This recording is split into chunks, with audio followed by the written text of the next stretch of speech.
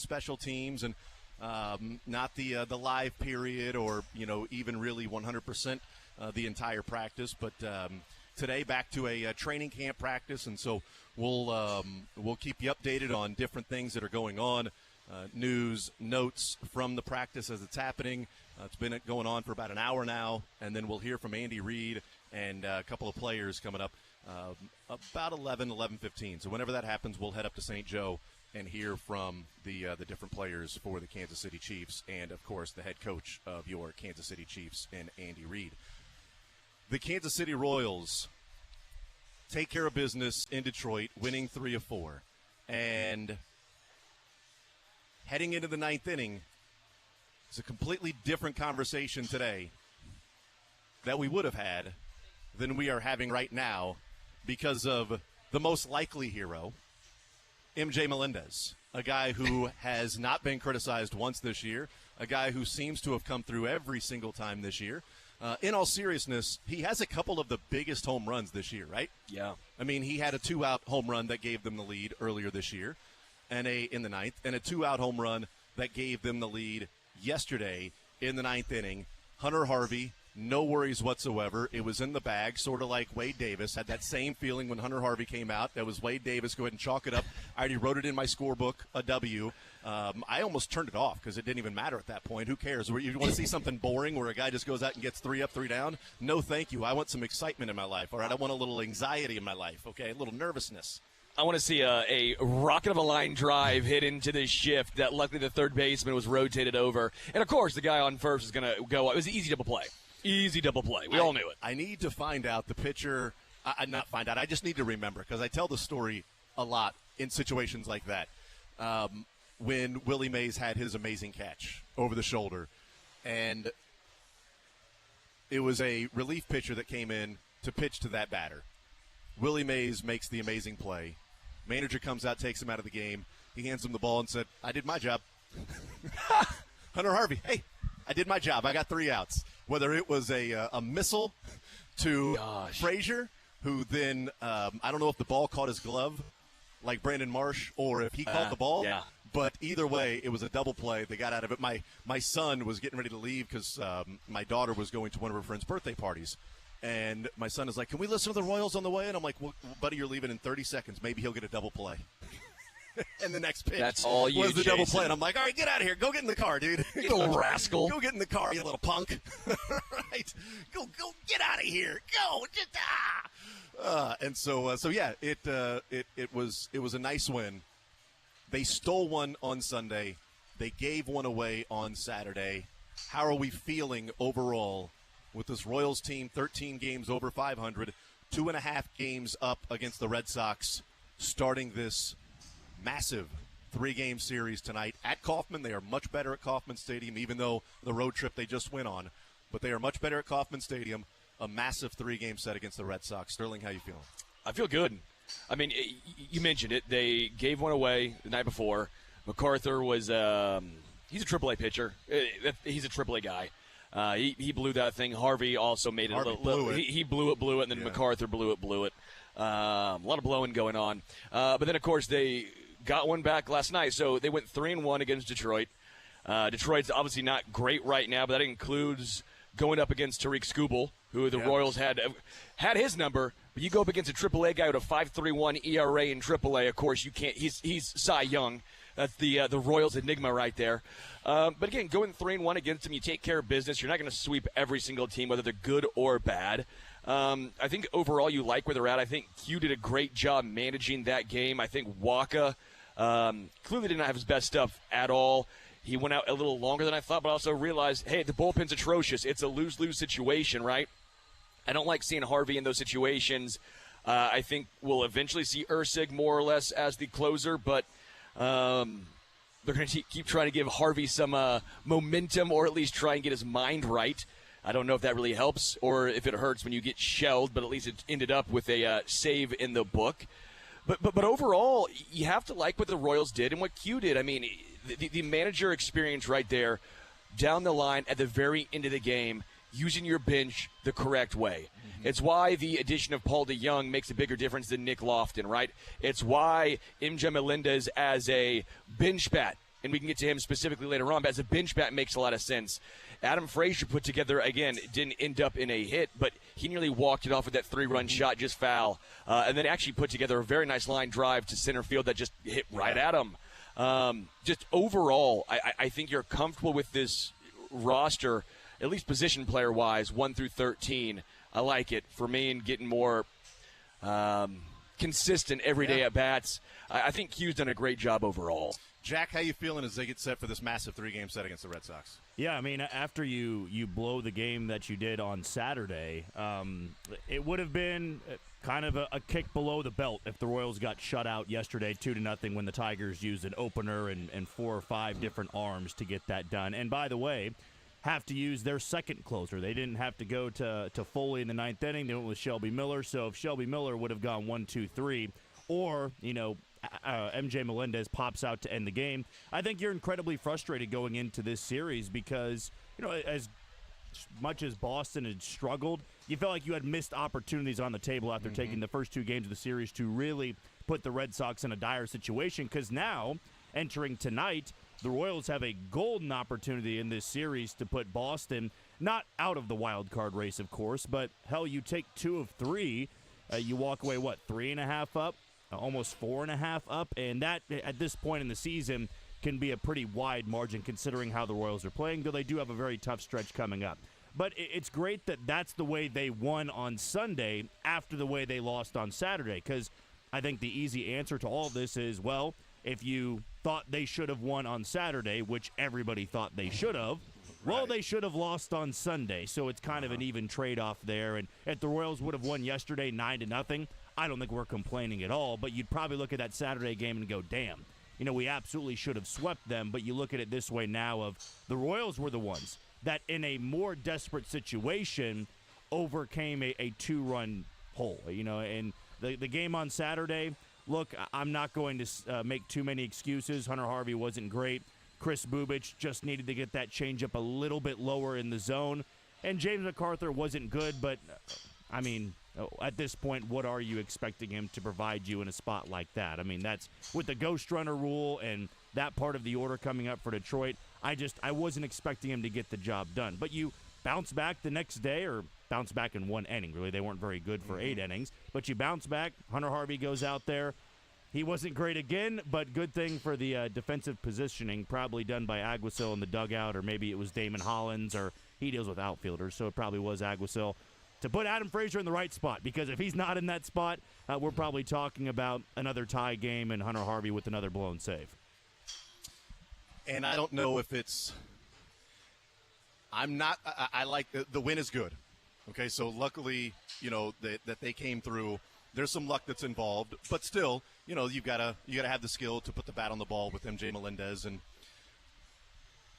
sometimes if you see a basketball player that isn't necessarily a good three-point shooter and hits his first couple of threes, it might be a good thing, because then the guy starts chucking up threes the rest of the game, and it's like, okay, well, these are now bad shots. They're wasted possessions. Yeah, they got a couple of early threes, but now he's killing them. It's Manute Bol. It's when Manute Bol hit like the 7 threes against the Suns. Right, and so it's like, okay, now this guy is killing them, but he got so confident that he just started shooting threes because he thought he could make them.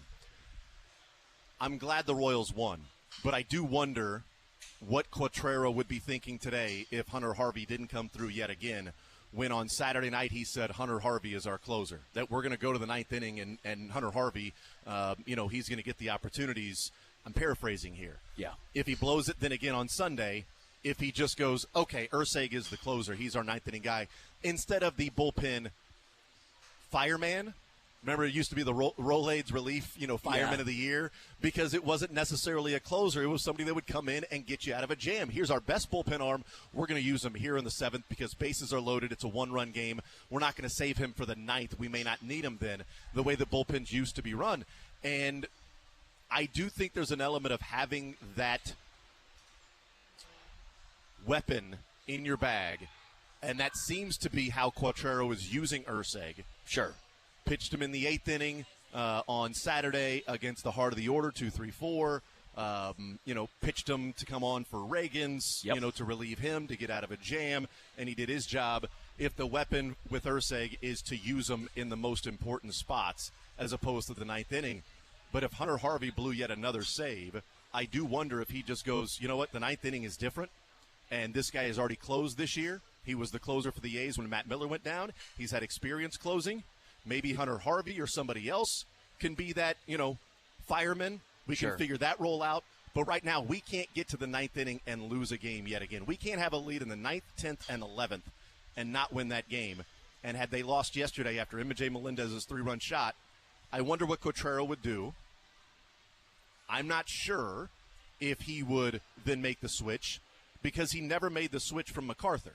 He made the switch from Will Smith to MacArthur early on, but then MacArthur stayed the closer no matter how much he would struggle. And I wonder if he stays with Hunter Harvey or if he just goes to Urseg. I think he would stay with Hunter Harvey, so I'm glad that Harvey got the save. I'm glad that Harvey came through because I don't think, even if Harvey blew it, I think Harvey would be back out there. Well, it's back-to-back nights. Sure. So maybe Urseg is the closer, right? Because Urseg pitched back-to-back games. So you're not going to go to Urseg 3 days in a row, right? Can't do that. So Urseg should be available. And if you can't go to Urseg 3 days in a row, then you can't go to Harvey 3 days in a row. So Harvey may not be available tonight. Maybe it is Urseg if they have the lead in the ninth. Well, and then who steps into that role? Is it Chris Bubich, who's pitched overall very well? I know the ERA 1.86, maybe a little lower than it should be. But he's getting more strikeouts. Before he gave up the hit, he got beat by the ghost runner. Yes, and it was actually a decent pitch. Jack, Right. You mentioned that changeup could have been a little lower, but it wasn't a bad pitch. It was to a power hitter, a changeup low and away. He gives up he gets 3 outs and 1 hit. That's his inning, 3 outs and 1 hit. The reason it's a blown save is because they put a guy on second. So I wonder if Chris Bubich starts getting more and more. We're starting to see him get a little bit more, but more of those important end-of-game roles. Sam Long, I'm still fairly high on the strikeout numbers. Again, for this Royals team, are good in the bullpen. Overall, Major League Baseball, he's an average strikeout number guy. But for this Royals team, who really lacks a strikeout pitcher, he's filled that role very well. I just think there needs to be some shuffling, and I don't know what you do with Matt Harvey right now. I know for sure what you do with Harvey. The Dark Knight. The Dark Knight. I know what you with Hunter Harvey. I don't know exactly what you do with him yet. I don't know if you need to move him to the 7th or something to get his mojo back, get some confidence. Because again, I don't know how you last night how that mentally feels. Then MacArthur, I know what you do. You send him to AAA. They just still are lacking. Now they have one guy. It's Ursig. Earlier, it was MacArthur was actually doing well, relatively, earlier on in the year, and he was the only guy.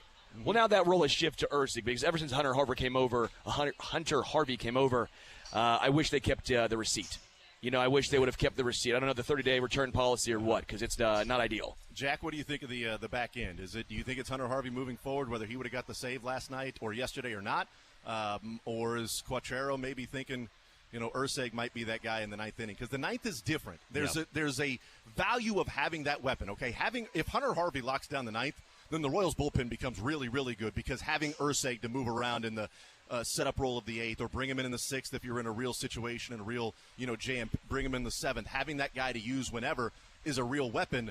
But the 9th is different, and so I don't know what Q would do moving forward. But I know this: he feels like Hunter Harvey is his closer right now. Yeah, I look at Lucas Ursig in a role for the Royals and kind of what he's been used as so far. I mean, I think it's easy to look at when he comes in and go, well, Lucas Ursig's coming in the 7th and the 8th inning, therefore he must not be the closer. I look at Lucas Ursig as the guy that's going to come in at the most important part of the game or against the toughest part of the order. So, for example, in his debut against the Royals, he was debut for the Royals, excuse me. He was warming up in the bullpen when Brady Singer was starting to slip a little bit in the 7th inning. That was on Wednesday against the White Sox. He was warming up to come in if Brady Singer couldn't get out of that jam. But then he gets out of the jam, the Royals pile on some runs, he's able to go out there in a clean inning. Then against Detroit it was Saturday, he comes in, and it was the meat of the order, right? It was still a tight game, but it was the middle part of the order, and they felt like, let's get Lucas Ursig out there now instead of waiting for the 9th inning where you put Harvey in that spot, and then maybe you don't have a save situation. And then as for yesterday, I would probably chalk it up as Matt Cotrero didn't want to use Lucas Ursig 3 days in a row. And I think it was another opportunity, as much as we may hate it, to say, we got to find out if Hunter Harvey can sink or swim. And I know that right now it looks like he's not only sinking, he's drowning in spots like this. But the reality for this bullpen is you can't just throw Hunter Harvey away right now. Hunter Harvey has to be a high-leverage guy for this team to make a run at the playoffs. Like, you don't want to give up on a guy after 4 or 5 outings because of what you had to give up to bring him here. But also on that same line, that same sentence, Hunter Harvey has to do his job. Like, we're not going to sit here and just give you outing after outing after outing and you continue to pitch like that or to blow games in a 2-run with a 2-run cushion against the lineup that, let's be honest, didn't have a lot of heavy hitters. He's not facing the Orioles lineup. He's not facing the Red Sox or the Yankees. He was facing a Tigers team that's incredibly banged up. But to me, I think in a perfect world, like if Ursig hadn't thrown on Saturday, I think Lucas Ursig pitches the 9th inning there because of how the Royals got back the lead. Tonight, I think if there's another scenario like that, hopefully not the same, where the Royals are scoreless for 8 innings, but if there is a 1-run game in the 9th inning, I do not envision it being Hunter Harvey. I envision it being Lucas Ursig because that, by definition, would be the most important part of the game. But along with that, you got to get outs in the 7th and the 8th inning, and that probably has to go to Hunter Harvey if you save Ursig for the 9th.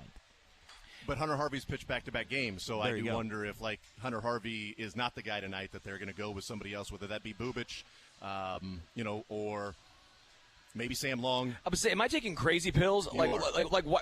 No matter what you say. Why? Well, yes, but why have they not used Sam Long more often? I get it. He doesn't have the name of Hunter Harvey, but it's a sunk cost what you gave up. I think they're a sunk cost. I think they're using Sam Long more and more. Like at the beginning of the season when Sam Long was just in there to, okay, let's get some outs.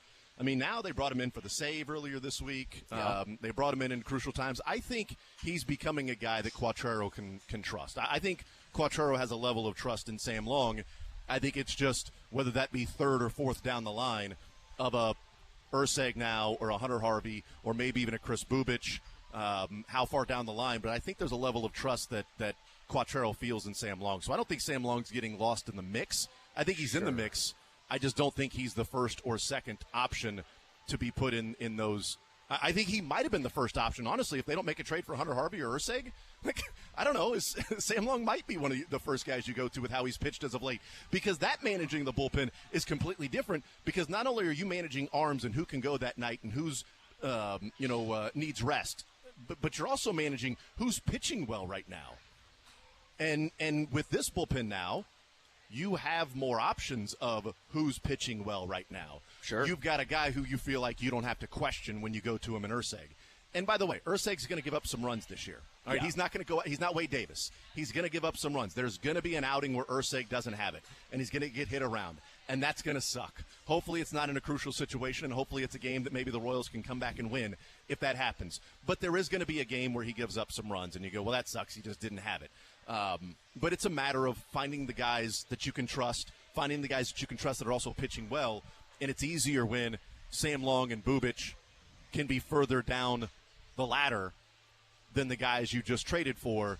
And Hunter Harvey has been a good reliever in his career and has been good this year. Yeah. He is going through a slump right now that hopefully he can work out of.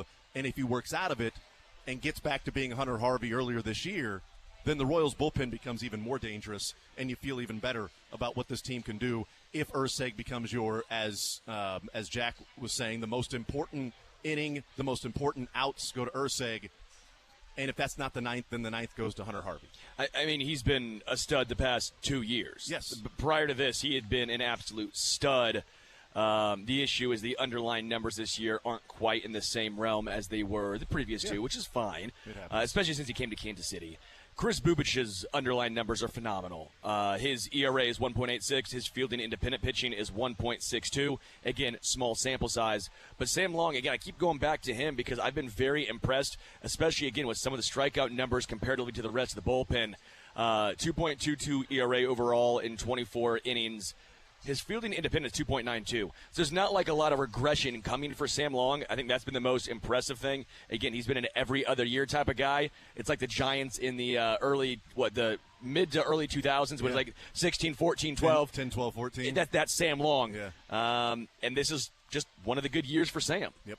Let's take a timeout. We'll come back. I want to talk about the Red Sox series coming up tonight, tomorrow, and Wednesday.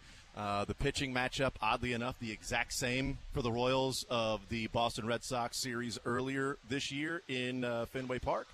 So we'll take a timeout. We'll come back. We are hanging out at Topgolf right now until 2 o'clock, where they have something pretty cool. The Sure Thing, created with Callaway engineers, increases the likelihood of hitting the ball solidly and experiencing the joy of a well-hit shot. It's a new golf club designed for beginners and those looking to improve their game, those looking to come out to Topgolf and just have some fun, and maybe feel like a little bit of a better golfer and not feel like, well, I'll go to Topgolf, but I'm not that good. Well, you know what? Try the Sure Thing and see how it works for you. But we're at Topgolf on Knoll, and to celebrate this Sure Thing, they are offering a free order of boneless chicken wings to every bay today while supplies last. And also, we're giving away 5 $100 Topgolf gift cards all afternoon. We are hanging out at Topgolf in Overland Park. More Zone right after this.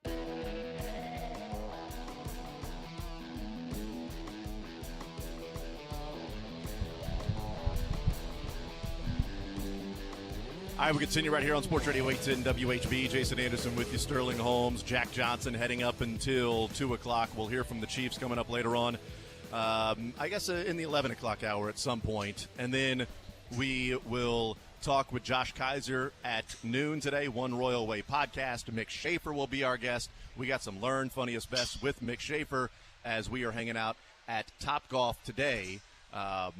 They have the Sure Thing, a new club designed for beginners and those looking to improve their game. It is created by the Callaway engineers, and it features a larger club face for better control. It's a 20-degree loft for higher ball flight, and a shorter shaft for greater control. And to celebrate, Topgolf offering a free order of boneless chicken wings to every bay today. You just may. What do you say? Play with some hay? Go down to the bay. This is the bay. I just may. While supplies last today. Also, we're giving away 5 $100 Topgolf gift cards all afternoon. You have to guess the number of tees that are in this jar. And so the closest to the tees, 5 of them, the top 5 closest to the tees will win a $100 gift card to Topgolf. So come on down here, write a number down randomly. I wouldn't guess single digits, but, that's fine, whatever you want to do. Maybe. But it could be, though. It could be single digits. Yeah, that could all be just it's a ruse. The outside is just wrapped in a picture that looks like a bunch of golf tees, and the inside, okay, nope, he just opened it up. They're actual. It's a ruse. They're real tees. Easton, let me see it. Give me a look-see. There's at least 11 tees in there. I would say at least 11 tees. I think there are 11. There are 11 tees in there. I'm going to guess there are 362. 362 is my guess. 362. I'll say 365. Guess. Well, UAH. All right. Well, I could have gone one. $1, Bob. No, I went 3. I have some integrity. Jack, you got a good look at this this jar. How many tees are you guessing? Oh man, 10. 10? No, that's not bad. It's not a bad guess. I told you, Jack, at least 11. You went less. That's just a bad guess. He didn't want to go over. Price is right, baby. It's Price is Right. Closest without going over. Easton looks like he's a stick, by the way. No, I've seen a few swings. That's the first one. That's the first one that hasn't gone. No, that's like 3 in a row. Straight down. That's 3 in a row that he crushed. Are you using the Sure Thing? That's it why. is okay, see, he switched. You know what? See, I'm not going to front. He was using the other driver, and he topped it, and he used the Sure Thing. I'll tell you what, if that isn't as evidence of anything, I'm watching him like, man, that guy's a hell of a golfer. And you're like, he sucks. Wow, we just figured it out. I didn't say he sucks. No, Jack kind of sounded like he said he sucked. I implied it. Kind of sounds like he said he sucked, right? Some could say that. I don't need to have words put in my mouth, but I think I'd probably agree with that statement. But I'm telling you, he switched to the Sure Thing, and that's it's a sure thing. Do you like how I'm doing this segment with my glove on? I don't actually. It's weird. Well, no, because the second, it's for your safety. Michael Jackson, you got one glove right now. It's for your safety. Why is that? Because I don't mind if I don't wear gloves. Okay. That's fine with me. My hands get sweaty in this hot sun. So what happens? Glove could slip, and you're right behind me. Oh, I see what you're saying. Yeah. No, I appreciate that. I don't mind hitting you, but you might. Would it slip on the backswing or the follow-through? Could be either one. I see. Could be either one. That makes sense. Royals and Red Sox tonight. Oddly enough, guys, it's the same pitching matchup as the first 3-game series. Singer, Lugo, and Reagans are going. Not in that order. The first series was Reagans, Lugo, Singer. So it's just flipped now, Singer, Lugo, Reagans. But you've got those same 3 guys that were there in Fenway. Reagans pitched to Jim. 7 innings, 1 earned run, 7 strikeouts. They get the win in game 1 of that series. Lugo doesn't have it. Goes out and gives up, 5 earned runs in his outing. And then the rubber match, Singer doesn't have it and throws 2 innings and gives up 4 earned runs. And it's a bullpen game the rest of the way. And the Royals end up losing 5-4 in the rubber match. That was the frustrating game where in the top of the 9th inning, they had first and second, 1 out, a single. Garrett Hampson was at first. They score a run. Hampson tried to go first to third. Gets thrown out at third base for the second out. And then the next batter was Nick Lofton, by the way, and didn't come through. DeYoung maybe in that position comes through. Oh, that was a bad shot. You know what? There you go. Yep, I see what you're talking about. Look, and that wasn't the Sure Thing. He didn't. That was the other one. Look at that. Really I'm not even kidding. That is really interesting. He's 3 for 8, and the only 3 are with the Sure Thing. and having a good. That. By the way, that is kind of amazing. Yeah. I'm not even lying. Like, that's a real life example of what we're talking about here with the sure thing. I kind of feel like it's cheating. I feel like it's a little cheating. I don't know. I feel like if you've got some real competition with buddies, this might be one of those to where, all right, you can't use your sure thing, or you get one swing with the sure thing. Yeah, it's like you get one. You get one swing with the sure thing. No, that's cheating. You're not going to use the sure thing for the driver. Not going to happen, man. 913-912-4810. But Singer, Lugo, Reagans, it's who you want out there, right? Singer's been one of their best pitchers. Lugo's been their best pitcher. Reagans has been awesome. The 2 runs that he gave up early in the game, but yeah, this is it's a big series, and it's a big 3-game set for the Royals taking on the Red Sox. James Paxton will be pitching for the first time, or second time actually. I guess he already got a start with the Red Sox. So Big Maple. Yeah, that's right. He's already got a start with the Red Sox. In fact, yeah, he did, and he struggled actually. He gave up 6 runs. He was solid with the Dodgers all year. It's a little surprising that they just released him. He had been their most probably reliable. Yeah. Hey, not great, but again, a reliable arm for a team that scores a lot of runs. That's all you needed. He gave up 6. I guess only 3 of them were earned, but 6 runs, 3 earned. His one outing for the Red Sox. So we'll see what happens tonight. What's acceptable? If they take 1 of 3, is that fine? Because then there's still a game and a half up in the wild card coming out of the series against the Red Sox. I mean, taking 2 of 3, now they're 3.5 up. Yes. Sweep, well, now you're talking about 5.5 games up. I'm not expecting a sweep against a really good team like the Red Sox. Again, you're battling with them for the wild card spot. They've won the last 2 series, the Red Sox have, this season. Not necessarily, and they won the series against the Royals, but they've won the last 2 series that they've played against the Mariners and Rangers, teams that are trying to make the playoffs. Solid teams, yeah. Yes, absolutely. They took 2 of 3 after losing the series to the Yankees. They won Game 1 against the Yankees, lost the next 2. Then they've taken the series against the Mariners, took the series against the Rangers as well. So they're a good team. We know that. If the Royals get 1 of 3, is that acceptable? Is that you know what? Hey, it's a good team. You got 1 of 3. You dropped a game in the standings, but you had a 2.5 game cushion. It would be disappointing. Like, I don't think it's a cause for panic. I think it's swept. I would be fairly irate. I'd be livid. It would irk me. I would not be thrilled. Yeah, that'd be a disaster. They would come into the series up 2.5 and leave down out of the playoffs. 1 at a minimum. I think 2 is obviously sweeps the goal, but I think 2 is the most realistic outcome. You do have your 3 best guys going. Now, if this were Lorenzen, Waka, and Singer, I'd say at least get 1. At least get 1. Yeah. But so they have James Paxton going, who's bounced around now and got shelled his last start. Cutter Crawford. And he's been good. Brian, is it Bayo or Bayo? I think it's Bayo. Scott Bayo? Scott Bayo. So you got Brian Bayo on the mound. So those are the 3 guys taking on the Royals. Who's been a little up and down this year. I'm trying to think. So you have a lefty in James Paxton, and again, just recent. The Royals have not done great against them. They take all the lefties out of the lineup, and that means Dairon Blanco. That means Garrett Hampson. Or now Paul DeYoung. Which, who has reverse splits, by the way. By the way, I love being so far so wrong about Who told you early on. Who told you? Well, a lot of people told me. Raises the floor. No, I agreed it raises the floor. I was a little nervous about now he's going to only hit against lefties with the reverse split, and he's going to hit a bunch of home runs because, he's got 18 on the season when he's going to be playing the bulk of his games the rest of the way at Kauffman Stadium. That's the main stadium he's going to be playing in out of all these other stadiums. It was concerning that it would be expected to, all right, now this guy's going to give you a lot of power and a reverse split. But so far, hey, I have been very pleased with what I've seen from Paul DeYoung. So I think 2 or 3 is the plan here. Bullpen should hopefully line up nicely when you have your 3 starters, which means you don't have to have a bullpen guy going in the 5th or 6th. Hopefully you can get some QSs out there. Lugo and Singer last series combined for 7 innings. Yeah, not Those great. 2 starts. Not great. They obviously have to be better. And Cutter Crawford was awesome against the Royals. 7 innings, no earned runs. So he was really good. And in that game when they lost 5-0, I think they got 5 base runners in the entire game. So that was one of those to where they didn't have it that day. They won the previous night. They lost that one. Going into the rubber match with Singer on the mound, and Singer didn't have it that particular afternoon.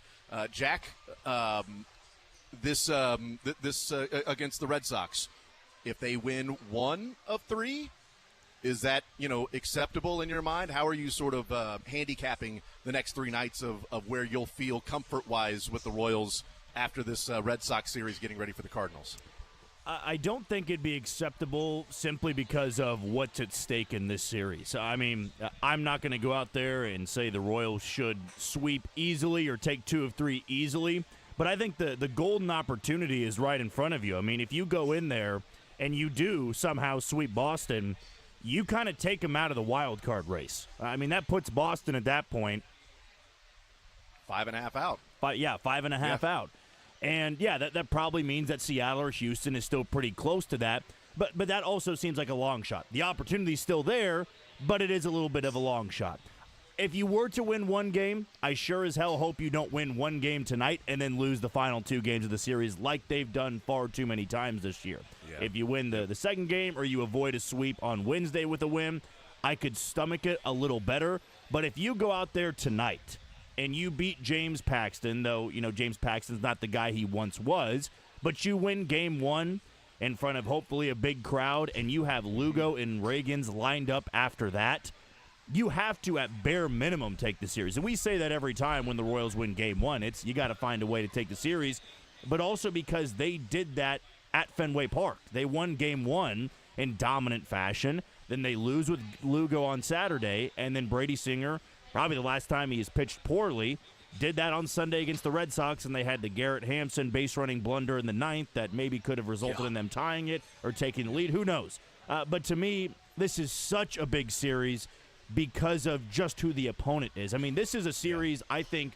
many fans have been waiting for the last couple of years. It's August now. It's a playoff team versus a playoff team. I know it's Monday, Tuesday, Wednesday, but I'd hope that they can still get a lot of fans into Kauffman Stadium, and you have to take advantage of that because this is that type of series where you can really start to open the eyes of everybody out there of if you bury Boston a little bit, I think a lot of people on Wednesday or Thursday could go, oh, this team actually is favored to get to the playoffs now. They should get to the playoffs because of how they're handling business. Yeah, outside of the White Sox and Detroit, their last 3 series against Boston, Arizona, and Chicago, they took game 1 and lost the next 2. Well, they're, a 3-12 in clinching series, if I'm not mistaken? Rubber matches are pretty rough for this. It hasn't gone back and forth. It's not a rubber match. It's more like glue on the other side, right? The other teams are rubber. The Royals are glue. Well, it's like an Oreo, and it never comes off where you get half and half of the filling. It's only one side gets the filling. Yeah, and unfortunately, the Royals, for the most part, have gotten just the wafer, cookie, whatever it's called, the cookie. I'd call it a cookie. The cookie part of it without that nice filling. But Boston these next 3, and then St. Louis Friday and Saturday, and then an off day on Sunday before they head on the road with a big 3-game set against Minnesota. And starting now to the end of the season, if the Royals make the playoffs, there will be no questions about if they earned it or not, because 49 games remaining, 34 of them are against teams above 500. Wow. 34 of the 4. They have 15 games remaining against teams that are below 500. That's it. Well, they took care of business. They went 7-1. This stretch. 6-1. Was it 7-1 against Detroit and the White Sox? Correct. Yep. Because they had 4 against Detroit. That's taking care of business. Yeah. Yep. And starting with the Phillies on August 23rd, they have 3, 7, 10, 11, 14, 17. They have 17 games. Well, if you want to throw in the next 3 against the Yankees. So 20 straight games against teams that are leading their division or right next to them in the wild card. So this is the second hard stretch. They had the first hard stretch earlier when they had the Dodgers and all those teams, and they struggled, right? Yeah. It wasn't great. And even if you take out the Phillies and the Yankees, it's 4 for Cleveland, 4 at Houston, 3 against Cleveland, 3 against Minnesota. Those are the teams in front of you in the division and a team behind you that's chasing you for the wild card. You call that opportunity. It's a huge opportunity. That's don't be scared. That's an opportunity. Yeah. I mean, the Royals have games left this season where they can take a stranglehold on the wild card. They also have a number of games left this season to where they can lose the playoff spot if they don't play well against these teams. There's no getting around it. If they make the playoffs, they would have absolutely earned it in these final 50 games of the season because they are playing an incredibly tough schedule. I know the Guardians are as well. I'm not sure about the Twins. I haven't really looked at the Twins schedule. I hope they're playing a really tough schedule because that's really, what matters more than anything because it's sort of the Twins and Royals. But they're only 5 games back of the Guardians. They're within 5 games on August 5th. 5 games. They are playing a series against Boston in which they are in the wild card spot right now. They have a 2.5 game lead in the wild card. And it is game week for the Chiefs. And this is what we're talking about with the Royals this first hour when we're about 10 minutes away from hearing from Andy Reid and some Chiefs players at training camp when they've got a few practices left before they head to Jacksonville to play their first preseason game. We'll take a timeout. We'll come back. We're hanging out at Top Golf. More Zone next.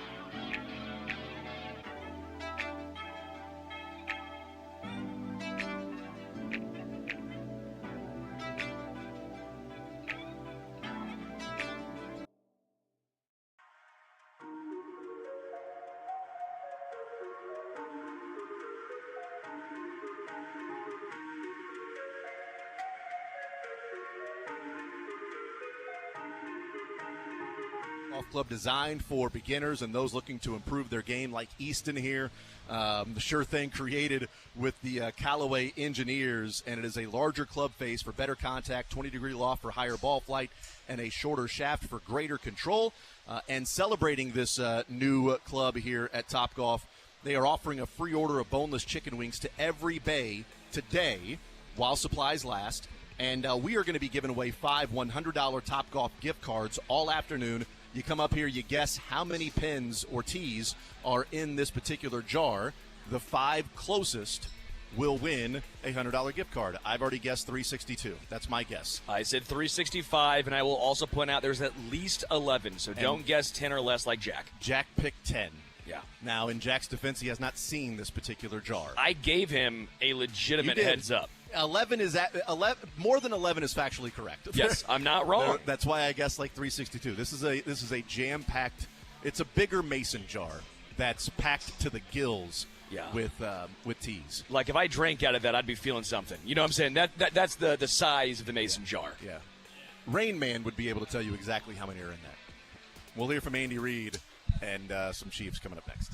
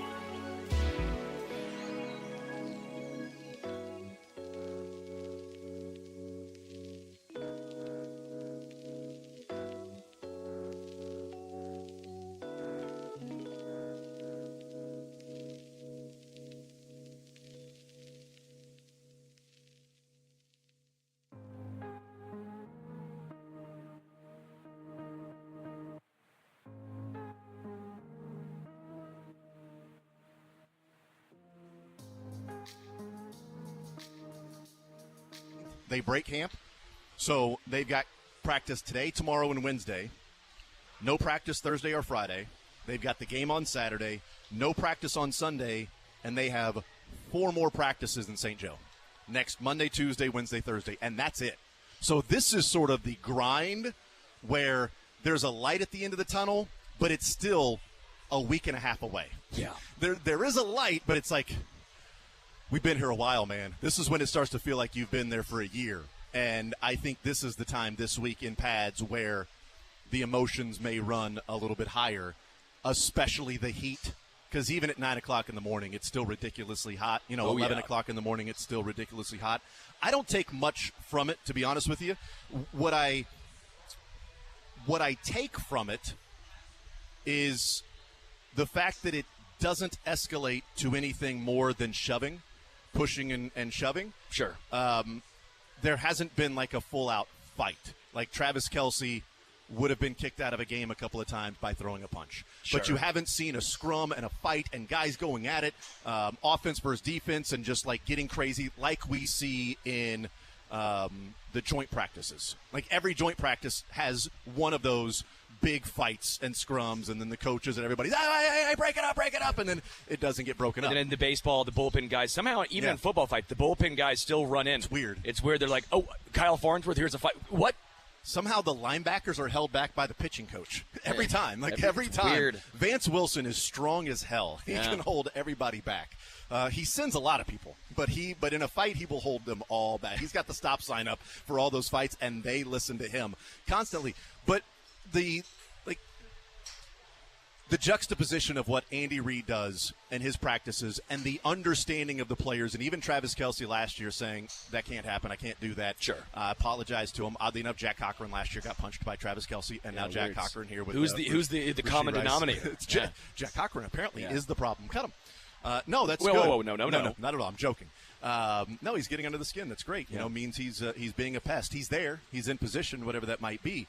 But from what Andy Reid talks about in fighting, and all of the players with the understanding of, no, you don't fight in practice because you can't fight in the game, so you do not fight in practice with an Andy Reid practice. Who's the new coach for the Titans? Callahan? Is that his name? Yeah. Big Tom Callahan? Big Tom Callahan, Is it Tom Callahan, Big Tom Callahan's son? You can get a good look at the T-bone. You can by sticking your head up Jeffrey Simmons' butt, but wouldn't you rather just take the defensive coordinator's word for it? So Jeffrey Simmons goes at the radio guy last week, but it's also on a day in which he started 2 fights that in Titans camp turned out to be fights. And after the practice is over, maybe this is Callahan being a rookie coach, maybe this is him sticking up for his player, but he was like, those things happen. Emotions are high. We know those are sort of things that are just part of camp. Where Andy Reid is like, no, it's not acceptable. You get kicked out of a game, so you get kicked out of camp. I mean, Jeffrey Simmons wouldn't have started 2 fights at training camp for the Chiefs in one practice. You know why? Because the first fight, he would have been kicked out of practice. Sure. So you can't start 2 if after the first one you're kicked out.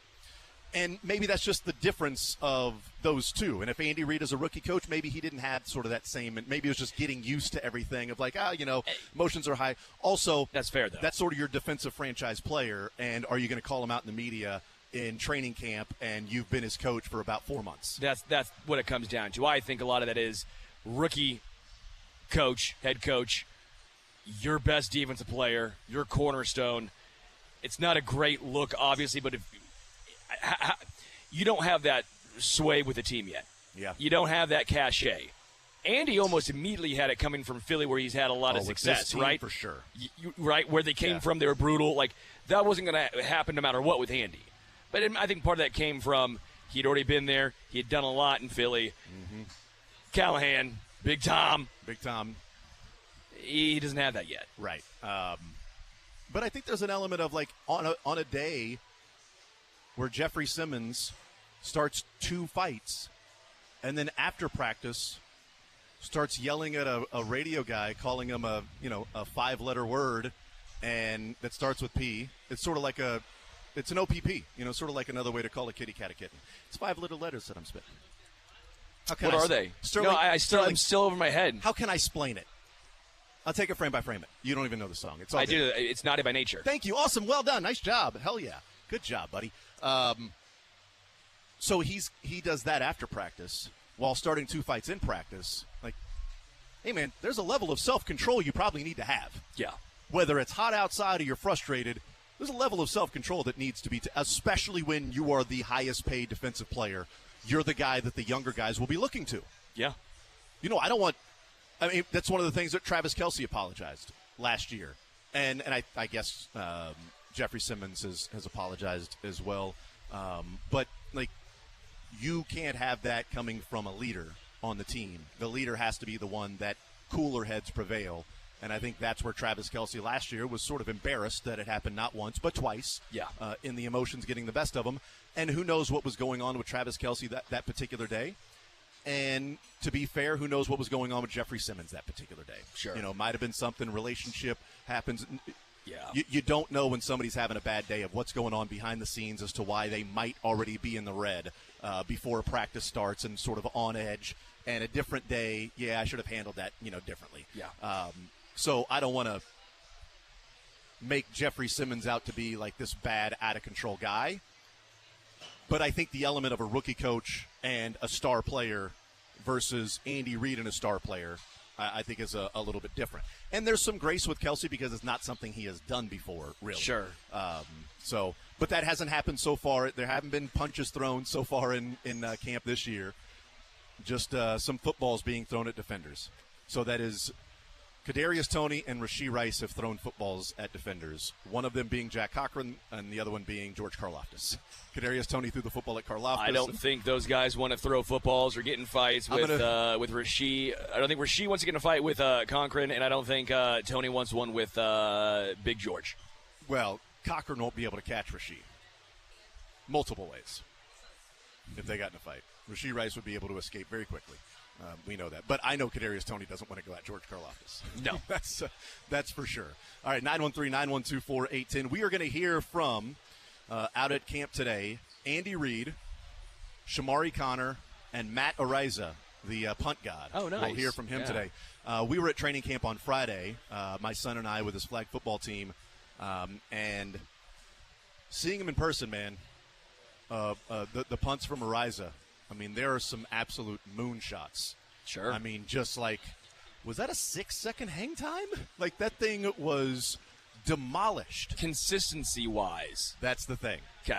I cannot, from where we were sitting, I cannot tell you if there were consistent punts over and over. Sure. And I also cannot tell you in good conscience that we were watching Matt Ariza punt all the time because while he was punting, 11-on-11 was going on live with pads. Surprised you were not just field. focused on the punter. Yeah. Yes, on the other field, 11-on-11 pads was going on while Ariza was punting to the coaches. So, but how were his holds, Jason?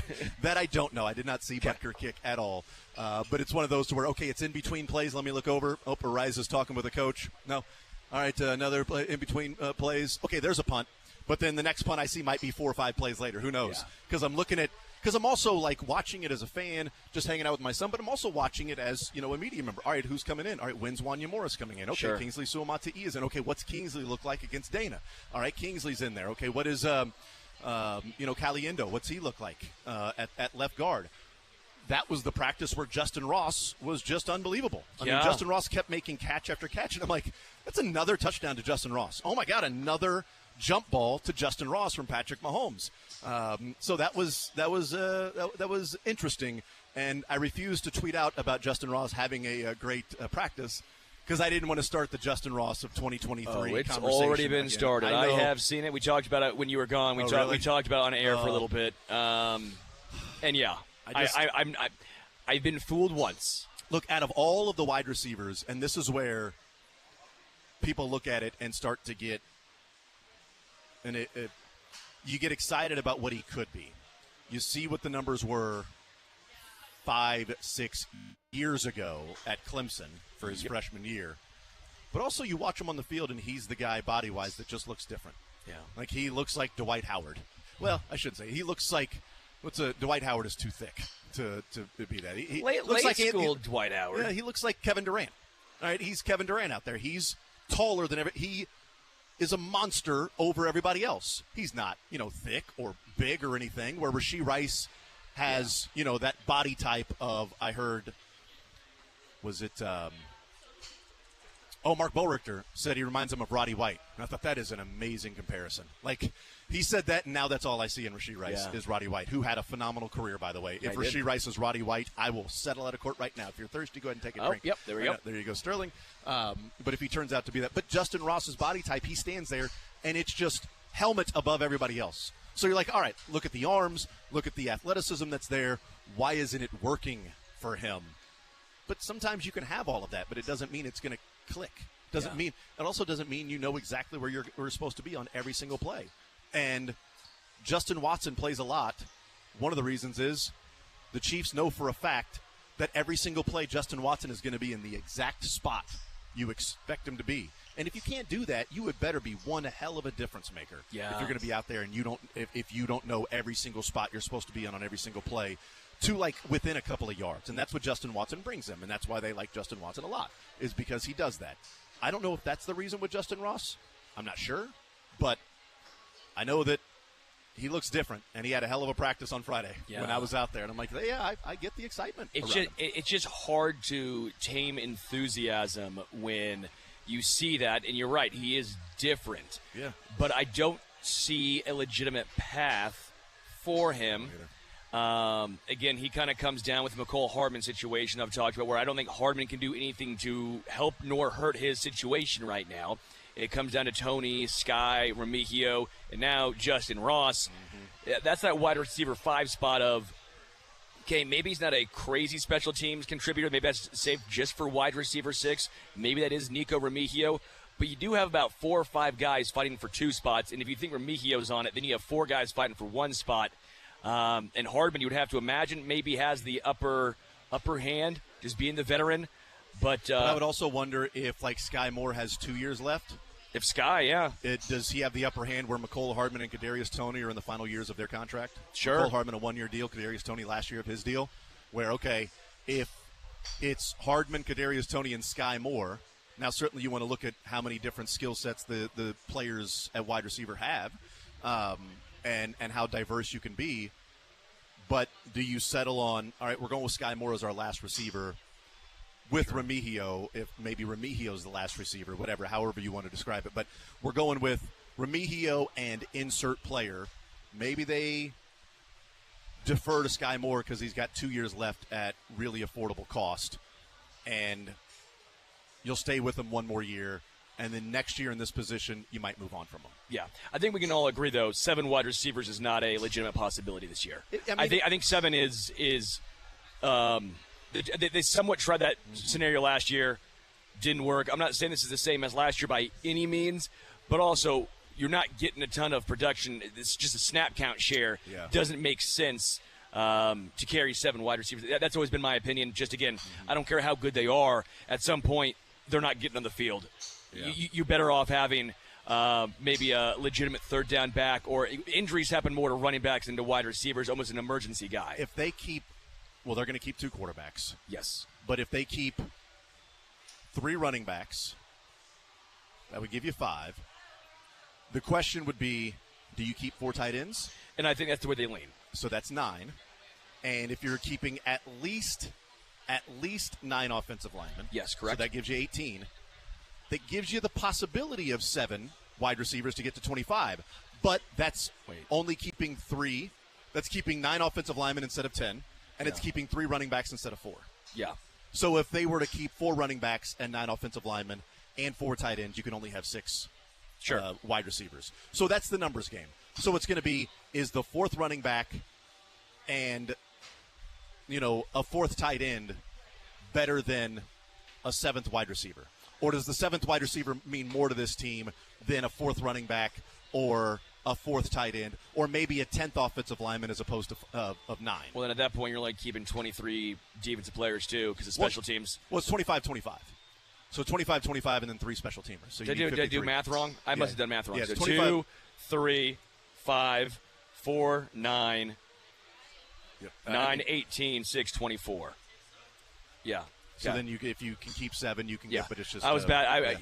Again, 25 and 3 is typically, sometimes they've done 26-24, but it just depends on the roster construction.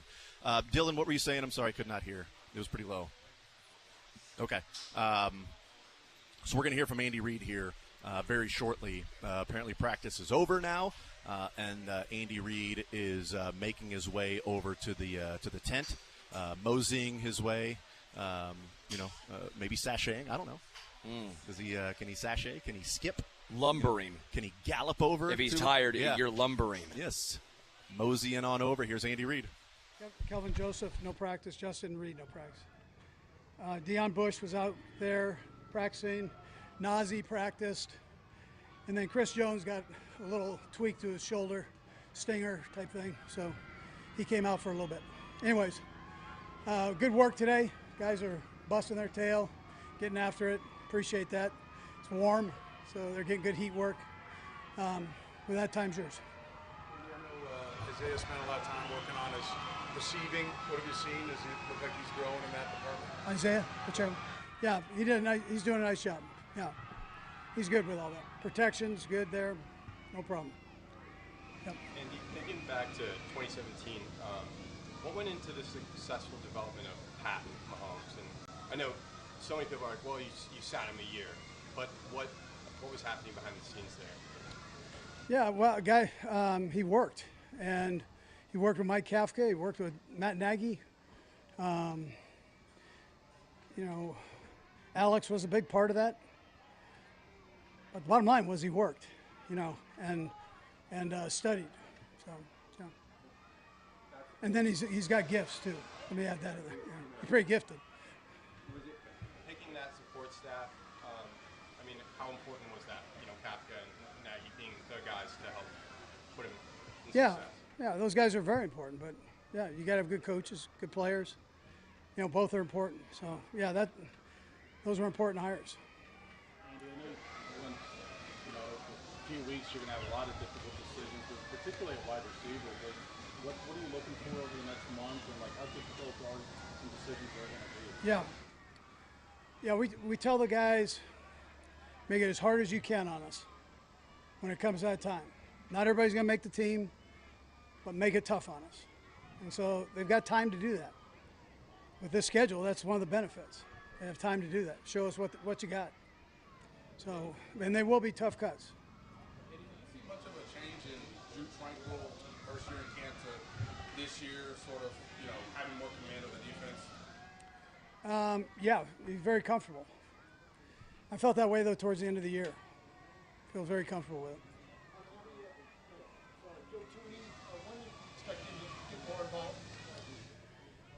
Well, we're working with his doctors, so it'll keep increasing as we go. I can't tell you exactly when and where it'll be live and all of that, but we'll just see how he continues to progress.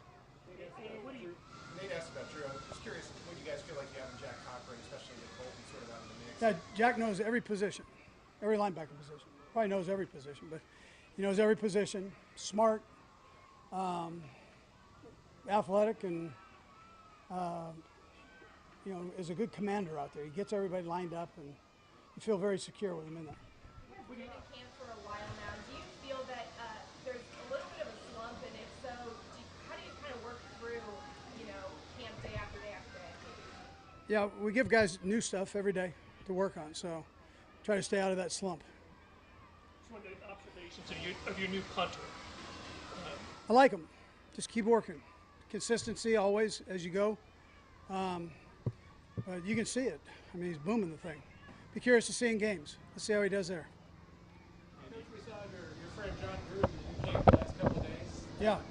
What are you and John talking about? What brought him to town? Well, he loves football.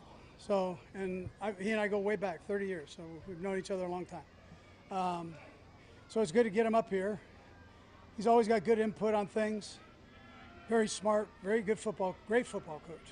So enjoy having him around. Great energy. Yeah. Andy, I know the long drive drill is sort of built to test guys to the limit as much as you can out here.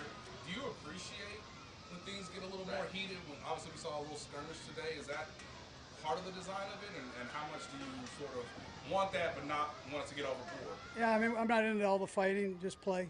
Yeah. But things happen. Guys are getting tired of hitting each other, so yeah, it happens. We'll go last three. Henry, Serena, and Ben. Go ahead, Henry. I know you build your offense carefully around your quarterback's skill set, but do you ever build your team's identity around Pat's like personality, his fun-loving approach to practice, the sort of creative approach that he has? Yeah. Yeah, absolutely. Yeah, because he wants new stuff, and so with that, you can build it around his personality there. Yeah. Yeah. Coach, when I know you got cuts coming later, but when do you start to get in your head as to what the numbers are going to be? I know last year you kept 7 receivers, you kept 9 or 10 offensive linemen. When Probably by the second preseason game. Yeah. Coach, do you have a playing time plan for Saturday yet? No, Jacksonville? not yet. We'll get it to you though. Yeah. All right, thanks, guys. Thank you. All right, interesting there. Great question from Seren of when do you start get the numbers in your mind of whether it's going to be 7 receivers or 6 receivers and sort of the numbers on the offensive side and those big questions. He said around the second preseason game is when you start to get that in mind.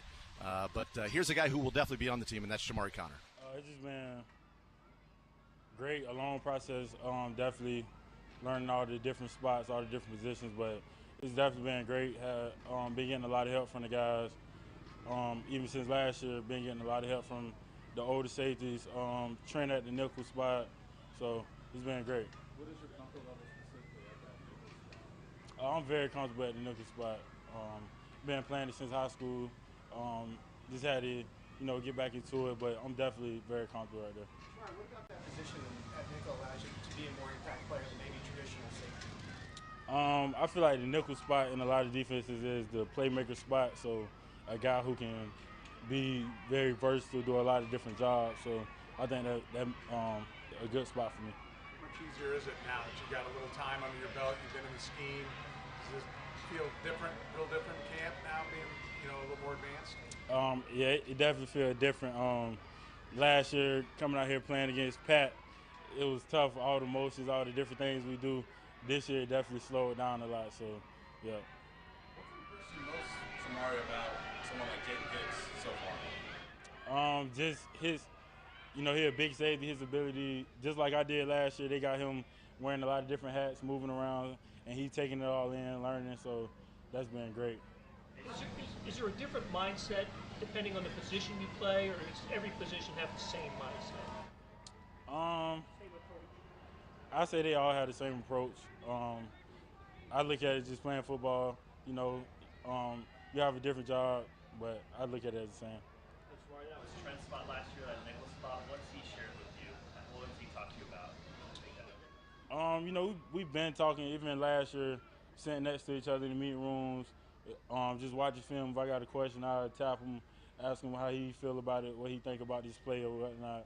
But he's definitely been helping me every day. We go back and forth, asking each other how we feel about plays, so it's been great to have him. How challenging has it been going against some of these speedy wide receivers out here in camp? It's very challenging, but it's great practice, great work going against these guys to get ready for the season, so I'm loving it. Do you think Trent set that bar high of what a nickel could do with this defense from last year? Yeah, he definitely did, and I'm just, stepping in, trying to step up and make some plays. I'm afraid last year's postseason run for you, Jamari, sort of set you up for this season, and did you feel like you needed to have that, to have the confidence, obviously going from year 1 to year 2? Yeah, I say I definitely needed that. It was a great postseason. I definitely think it helped me a lot, being able to get all those plays under my belt and playing those big-time games. So, yeah, it definitely helped me, help my confidence. Is there a favorite moment you have of last year's postseason run for yourself? I would say winning the Super Bowl. So. Me? Okay. Y'all have some loyal fans. They're out there. They're still screaming. Practice is done. Just talk about, what this atmosphere and what their loyalty means to you. It means everything to us. We got great fans. They show up every day. They out there cheering. We come out. We walking down the hill. They cheering for us. So it's definitely a great feeling. It give you that real sense of the season is near. So it's definitely great. Paul, you said you played nickel in high school. Not a lot of guys, I think, are pigeonholed into one role in high school. Is that just because you rotated in there, or did you specifically play the nickel in high school? I specifically played nickel. I still moved around, still had different jobs, safety, corner, but yeah, I played a lot of nickel. Okay, so you're getting recruited. You're as a nickel at that time, mostly. I was recruited as a nickel and a safety. Yeah. Yeah. I think it was a week ago, Andy said that what stands about Trent is that he's always on balance. What does that mean to you as a cornerback, and how do you see that in Trent's game? You said He's always on balance, I think, is sort of like. Oh yeah. He's a very technical corner. He got a lot of different things that he can do. He plays a lot of great man coverage. I love just watching his feet and how calm his feet is in his reps for sure. We'll go a couple more. Nate. Wrap it up with Nate. What is Steve telling you? What is Steve trying to challenge you at this point in camp so far? He just pushing me every day. Still learning every day. Still learning in the meeting room every day. But as far as on the field, he's still pushing me. Go hard, run back to the huddle. Just pushing me on me, making sure I'm doing my job, and just continuing to coach me. Perfect. Thank you, Mark. All right, thank you. All right, there's Shamari Connor. Interesting to hear him talk about the nickel spot, that's what he played in high school. Recruited as a nickel/safety and drafted as a safety, played safety in college, but also, played a little bit of a nickel. And maybe the Chiefs, when they drafted him, that was their mindset the whole time, is that this guy's going to be a nickel player for us. He can move around and play some different positions, but he'll be that nickel corner for us when we lose L'Jarius Sneed and Trip McDuffie goes to the outside. This is a guy we can bring in that we can move around the field and play nickel, because he's done that a lot in his career. And as he said, he's really comfortable doing that. I thought he was, when they drafted him, it's a safety that they can move around. Oh, and they put him at the nickel a little bit too. Sure. Now it looks like that might have been the plan all the time. Here's Matt Ariza, the new punter. Just continuing to punt, continuing to try and mentally make it a game-like situation, keep your mind sharp, fitness, lifting weights, running, stuff like that. In your hometown? Yes, sir. Yeah. Did you anticipate that you'd have another opportunity at some point in the NFL? There were times that I didn't, and there were times that I did. It honestly kept going back and forth in my mind. But yeah, there was a lot of moments where I thought it was over, so I'm incredibly grateful to be here. As everything's going on, is football still on your mind much, or is that so much else to concentrate that you're not thinking No, about for it? sure. I mean, I love football. I love being out here, so it was on my mind a lot. It was tough to watch Sundays, for sure. Really tough. When you were available, obviously you ended up in Kansas City. What was attractive about Kansas City that made you pick here? I mean, where else would you want to be? Honestly, that's what it comes down to. There's no other place I'd rather be. How has it been working with Dave Choate and his guidance? Great. I have 2 veteran specialists and 2 veteran special teams coaches, so I can trust everything they say. I feel like they're doing a great job preparing me, going through all the different situations. I mean, we've had some crazy high-level conversations, and I love it. Feel any pressure? You mentioned, Cody, it's great to be here, but the high expectations on students, is that any pressure to you? There's always pressure. This is the NFL. Everyone's expected to play at a certain level, but I love it. I think that's the best part of it. About the Holmes, you get a lot of conversation. Like, do you have a plan? Does Harrison have a certain way he likes things? Yeah, he does. He makes certain adjustments, and we've gone through everything, and we rep it out a lot. It's honestly just reps. We've got a ton of practice at it back in OTAs here, so feeling real confident about that. Did you hold in college? I didn't. I kicked in college, so can't hold for yourself. Right. That's right. Other opportunities, like besides the Chiefs, were there other interest camps you could have gone to? There was some interest, but I was very happy coming here. It was a done deal. Not being a lefty punter, I know Coach Toad spoke a little bit about that actually played into the decisions to go with you here. I'm just curious, do you feel like it gives you an advantage that you're lefty? Yes. I've punted with a lot of guys in the NFL. A lot of guys come to San Diego during the offseason and train. And the one thing I think I have over everyone is how much my punts move. I've caused a ton of drops here. And I'm looking to see that on Sundays. I think that would be great. Someone muffs a punt. That is a huge game-changing play. So, yeah, that definitely does go up being a lefty. Is it just the natural way you kick, or is that something kind of special you intentionally try to do? Being a lefty, the ball rotates a different way. And so especially when the ball starts moving, it'll tail at the last second. And guys who aren't used to lefties, sometimes they're not even close to it, like 5 yards away. Is that what the returners have told you? You know, Nicole and those guys are back there returning kicks. They have told me that, but I mean, you can see it when they kind of give up on it. Matt, how do you think you have been punting this camp, and how do you like the nickname Punt God? I mean, not my favorite thing, but I feel like I've been punting really well. I've continued to grow. That's probably my favorite part is day one here versus now. I'm continuing to get better, so I'm looking forward to that, just continued growth. When did you catch that nickname? How long ago? I think in college, yeah, halfway through my senior year or something. Now, when you're going through the process of all that stuff, was there ever a hope that maybe Buffalo would have stuck with you, or is that more so now just in the rearview mirror? Yeah, rearview mirror. But there was a hope at the time, but like I said, I couldn't be happier with life right now. On the field, off the field, everything's going exactly how I want it to. What makes you say that? Just happy and grateful. Maybe it's perspective being away from the game, but just incredibly grateful to be here. The way things go, a lot of times fans read the first headline, but maybe not the latest headline. I guess what do you want fans to know about you personally? Everyone's entitled to their own opinion, but I think if you do your own research, I think you can come to a pretty clear conclusion. Matt, sorry, one more about punting. NFL punters have, gotten really good at just about everything, getting it inside the 10. And like, how many different, for lack of a term, clubs do you have in your bag? How many different punts are there? Like, whether you got a coffin corner one or different, how many different little styles do you have that you can go to depending upon what you need? You're right. I think people do not talk about that often. This is so clearly the golden generation of punting. I mean, punting has evolved so much. You compare all of us to 20 years ago, it's night and day. To me, I think my strength is power and consistency. So I don't care to get into all those fancy punts. I don't think I need them. I think if I hit a deep, high ball with good direction, just do that as much as you can. Has there been an NFL punter over the last few years where you look at and you say that's kind of a guy that I punt like? Is there a guy you kind of compare yourself to in that regard? Guy that I punt like?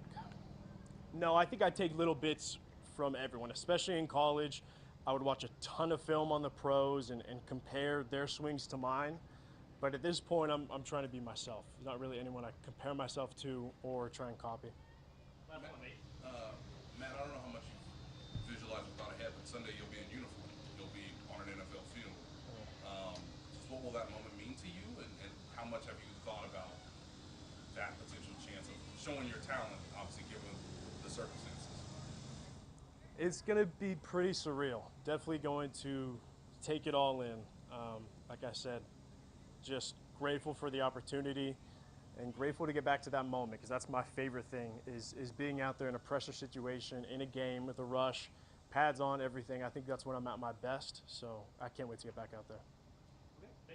Thank you, guys. All right, there's new punter Matt Araiza for the Kansas City Chiefs, and a lot of pressure on his shoulders this year because he's going to be holding for Harrison Butker.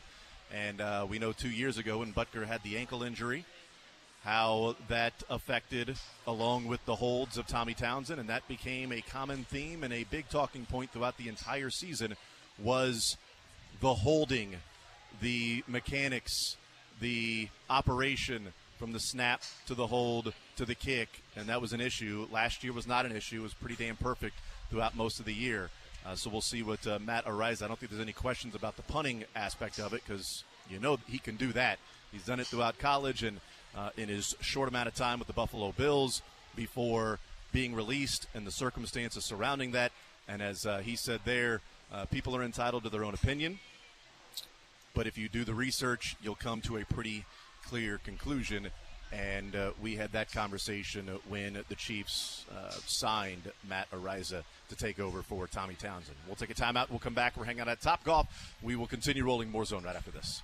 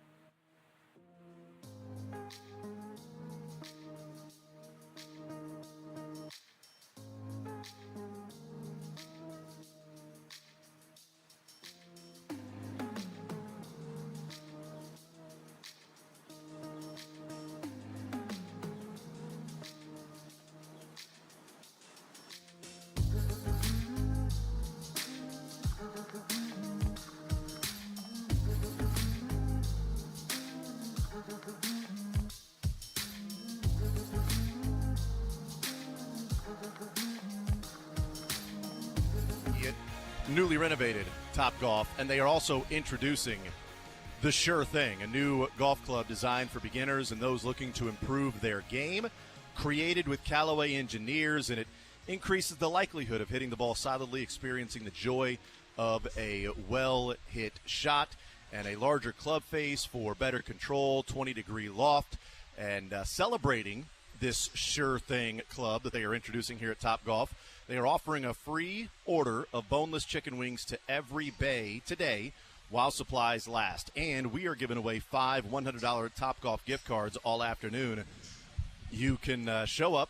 You guess how many teas are in this clear jar, and the 5 closest numbers to the number of teas in the jar will win a $100 gift card to Top Golf here in Overland Park, the newly renovated Top Golf in Overland Park. Can confirm, wings solid. Okay. Wings solid. Those were good. I needed some wings, and nothing like a little 11 a.m. buffalo wing, and it hit good. You know what else hits good? What's that? That Sure Thing. I'll tell you what. We cranked our things. So I was treating it like a driver, as that I was topping it, and I'm like, you know what? It's got to be the tee. The tee is so low. I do like a higher tee anyway. Sure. But the tee is pretty low, and so you're like, no, you got to hit it like it's an iron. So then I go and I hit it like it's an iron, and now I'm hitting it solid right down the middle. It's exactly like they had talked about. So the tee isn't too low now that I'm actually hitting it more, feeling like an iron rather than just in my mind. I'm saying, hey, this is an iron. This is like a 4 or here's how I would hit a 4 iron. Here's how I would hit a 5, whatever. Yeah. And then hey, look at that. So I get 8% of your winnings now. 320 right down the middle. As your caddy, 8% of your winnings. 320 right down the middle. Can you believe that? Crazy. No, I can't. 190 mile an hour ball speed. It was nice though. Crazy. We both hit a nice. It was pretty cute. We swung at the same time. We counted down, and our ball flights almost interpassed each other. That was lovely. They were very pretty together. I haven't seen the video. Does it look good? Does the video look good? We look like athletes. Yeah. Really? Yeah, okay, that's yeah. all. You know what? As long as I look like one, I don't have to really be one. No, I just no. want to look like one. It's the exact opposite of Billy Hoyle. You show up and you look like an athlete, and then you can fool some people. He showed up looking like a geek or a dork, and then he balled, and he, went and schooled everybody. It's like White Man Can't Jump. That's exactly who it is. Is that what you're talking about? Billy I was like, yes. I don't remember his name in the movie. Billy Hoyle. I love that movie, though. Absolutely. It's great movie. He showed up looking like a Did you geek see the or a one that dork. they redid? I haven't seen it yet. I Jack can't. Harlow. Yeah, I'm out on that. It's too good. I like Jack Harlow being a guy from Louisville, but I am probably not going to go and see the new White Men Can't Jump. All right, 913-912-4810. Top Golf is our location today, and we'll take a quick timeout. We got a catch up with the longer press conferences. We'll talk with Josh Kaiser coming up at noon, Royals conversation, and then after that, I do want to get into the rookies for the Chiefs this year, and I want to look at which rookies would have the biggest impact for the Chiefs if they became a star. Not that, okay, hey, these guys are good players, and I mean in their career. It doesn't have to be this year. In their career, which of this rookie class, and maybe we go and rank our top 3 from what we think are the biggest impacts, and then the next after that. So we'll get through that. 913-912-4810. We'll take a timeout. We'll come back hanging out here at Top Golf. More Zone next.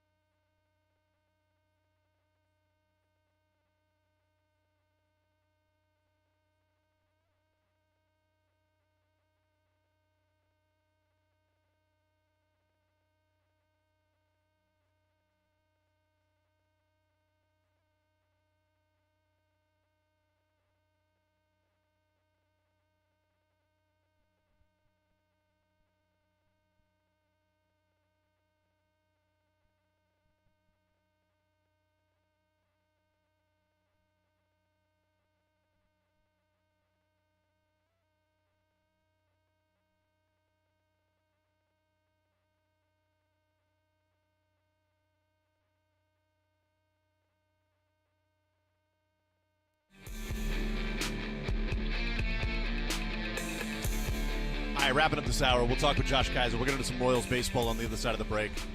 Get his thoughts on the 3 of 4 that the Royals took from the Tigers, giving one away on Saturday, stealing one on Sunday, and, of course, leading into this massive 3-game set for the Royals against the Red Sox. Huge games the next 3 nights out at Kauffman Stadium. I think the atmosphere will be awesome. I think tonight will be a great night with fans in attendance. It's still not school yet. School's still not in. And a series that we've been waiting a long time for the Royals to be a part of, with how much meaning the next 3 days are. Royals have a 2.5-game lead in the wild card over the Red Sox on August 5th. And they've got a 3-game set with the Red Sox at home where they're playing much better baseball. Josh Kaiser, we talk with him next.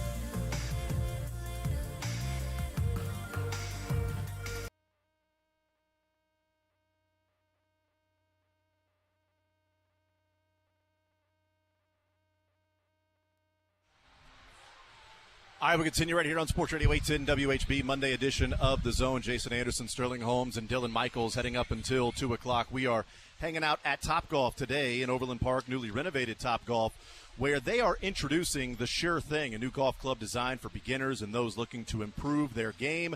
The Sure Thing, created with Callaway engineers, increases the likelihood of you hitting the ball solidly, featuring a larger club face for better contact, 20-degree loft for the higher ball flight, and to celebrate, Topgolf offering a free order of boneless chicken wings to every bay today while supplies last, and we are also giving away 5 $100 Topgolf gift cards all afternoon. All you got to do is, if you're present here at Topgolf, stop by.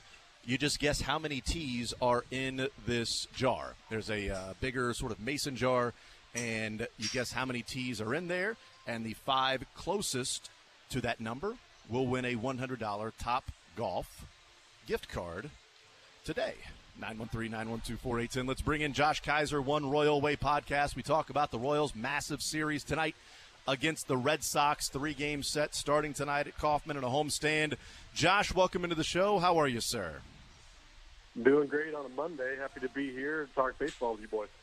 Yes, I am happy to be here talking baseball with you as well. Happy to be at Topgolf, swinging some golf clubs in the middle of talking some Royals, talking some Chiefs, and the fact that, Josh, we spent the first hour of the show talking about the Royals series against the Tigers, getting ready for the Red Sox tonight in this 3-game set, and then we, had the press conferences for the Chiefs, and then now back to talking Royals on a game week for the Chiefs. They're playing football this week, the Chiefs are, and we have spent so far of the 2 hours, 90 minutes of the 2 hours talking Royals baseball. How about that for an August 5th show? We did it. I mean, you tell me that's the reality that we're going to live in at the beginning of the season, and I am ecstatic to watch baseball for 5 months. So it's a fun reality to live in. I cannot wait. I was just reading a article on ESPN.com, shout out, where they were ranking all the wild card teams in each league, and the Royals came in at 3rd in their rankings, which is where they sit currently in the the postseason race. But at the end of it, they talked about, I think the line was something like, "We're going to be playing postseason baseball in Kansas City this year, first time since 2015," and I got that gut punch feeling of like, oh yeah, fall baseball is in existence in Kansas City sometimes. We're potentially there. So it is very, very fun to be part of at this point. I mean, they went from 85 to 2015 without making the playoffs. And, yes, 9 years is a long time to wait, but it's not as long as that. Luckily, not as long as a 30-year wait for the Royals. But, look, they have this huge set against the Red Sox. Before we talk about that, they take 3 or 4 from the Tigers, and just – the overall feeling, one of the things that I asked Sterling and Jack and we all weighed in is just sort of how we're feeling getting ready for the Red Sox series. And what was a common theme, at least from me and a couple of the talking points, was the importance of that MJ Melendez home run.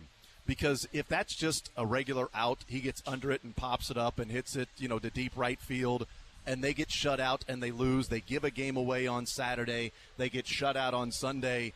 Boy, the difference of feeling heading into this 3-game set against the Red Sox is just completely different, because I feel good about how the Royals are playing.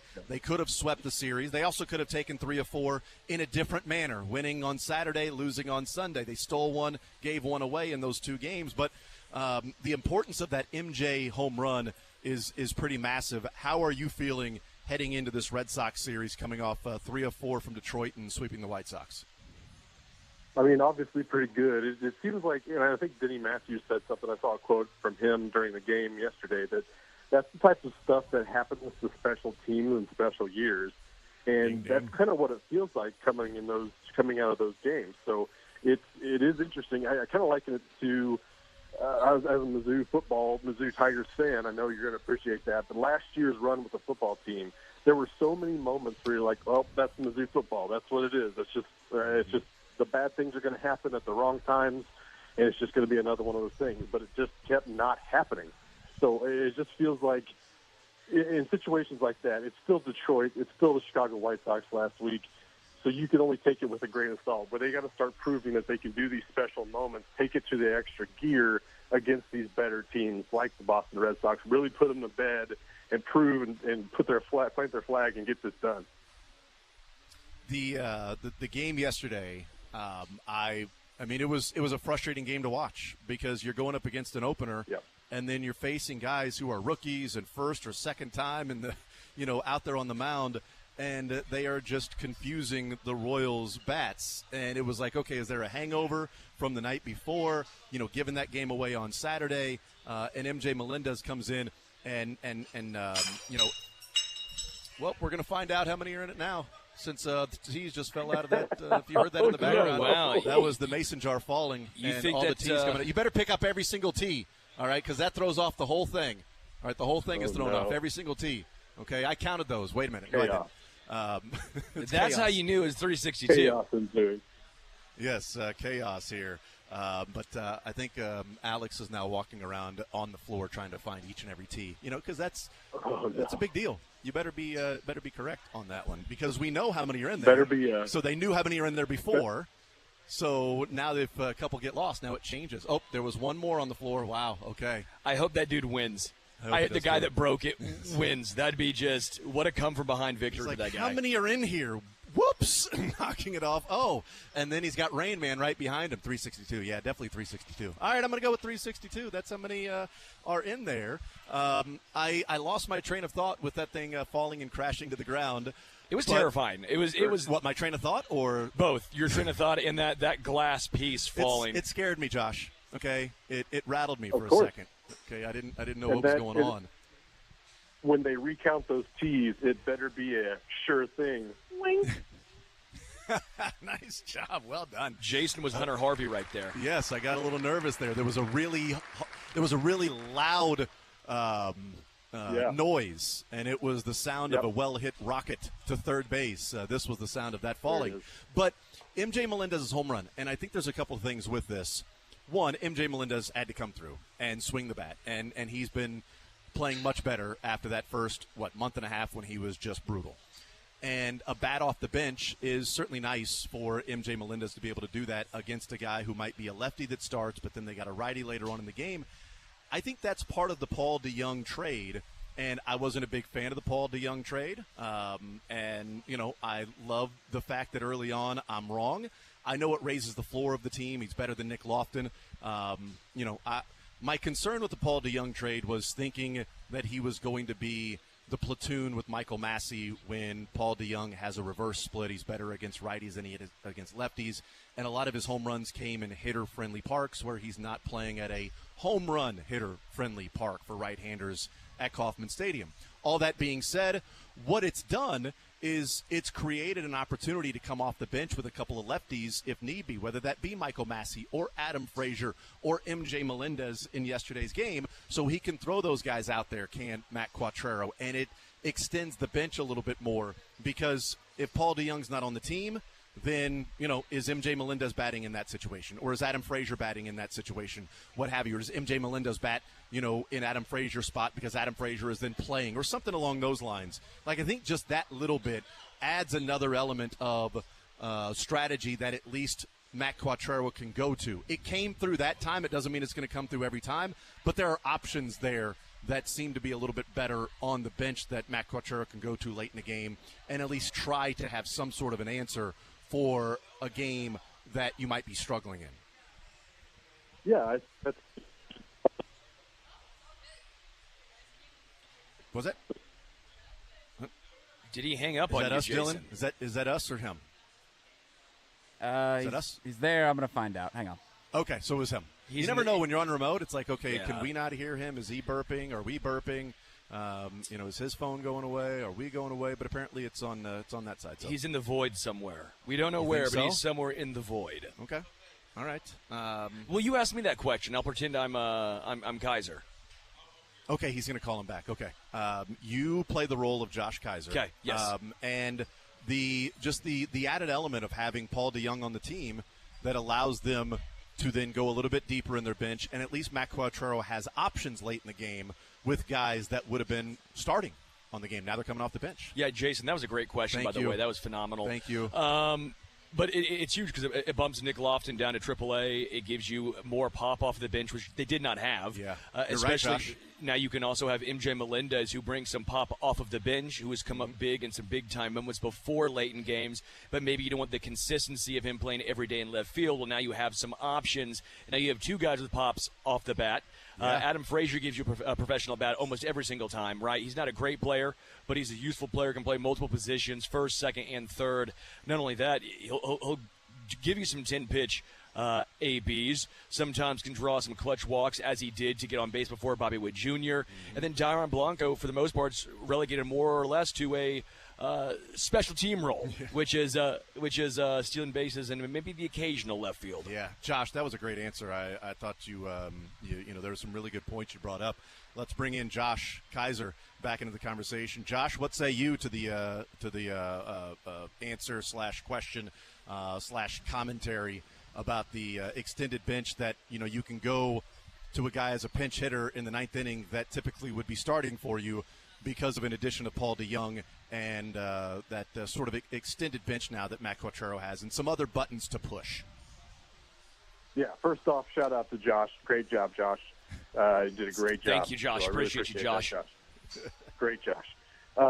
Second off, I think it really shows it's a different look than what Royals fans are used to seeing from the managerial spot over the last 2-3 decades, where you had a cookie-cutter lineup, a cookie-cutter bullpen, that you basically had a guy in like Ned Yost who was managing personalities way more than like pulling levers. Whereas Matt Quatraro is playing the matchups. He's trying to get the, you know, make it the best odds that a guy can have at the plate or at the mound to be successful and to help the team. So to see that plan come together with MJ Melendez is huge, just like you said. He needed a little bump. He's had some great spots this year, but overall has been pretty lacking. So it's good for him in like a confidence standpoint, I'm sure, to be able to come through in such a huge moment like that. But even furthermore, I think it really kind of stresses the difference between this year and last year, with last year being the assessment year. You're not forcing guys into the lineup every day who are struggling because you're trying to figure out who they are or what they can be. It's go time, and we're here playing matchups. MJ is, you know, struggling, so he's going to get matched up and potentially platooned a lot more than he was even last year with Matt Quatraro in the captain's seat. So I think it is a good indicator of what we're seeing from Matt Quatraro and what he's able to do with this lineup whenever he's given, you know, the right tools to do it. Josh Kaiser, One Royal Way podcast. I want to talk about the back of the bullpen. That was a big storyline this weekend with what happened on Saturday, and then Hunter Harvey going back out there for the ninth yesterday and taking care of business. No matter how it got done, it got done. This is with the caveat of not knowing if Urseg would have been the guy in the ninth inning if he didn't pitch back-to-back games. So maybe Hunter Harvey pitches because Urseg pitched Friday and Saturday, and maybe if he didn't pitch Friday, Urseg would have gone yesterday in the ninth inning. So maybe this point is moot. But with the information that we have and Matt Quatraro's commentary on Saturday about, hey, we're going to go to the ninth and you know, Hunter Harvey's going to be there. You know, this is the guy that we're going to go to and you know, time and time again. Okay, so he's, you know, whether that's quote-unquote the closer. Do you like the role of a Lucas Urseg in being the bullpen ace used not in the ninth inning, but a guy that will come in and relieve Cole Reagans or come in and will pitch the eighth inning against 2-3-4 on a Saturday, or come in and do different things throughout, or maybe it is the ninth inning if it's 1-2-3 that's coming up in a one-run game. Do you like Urseg being that role, or would you rather him just simply be the closer and then figure out some of the other roles to get to the ninth inning if it means that Urseg's used in the seventh or eighth and now you have to have somebody close out that ninth?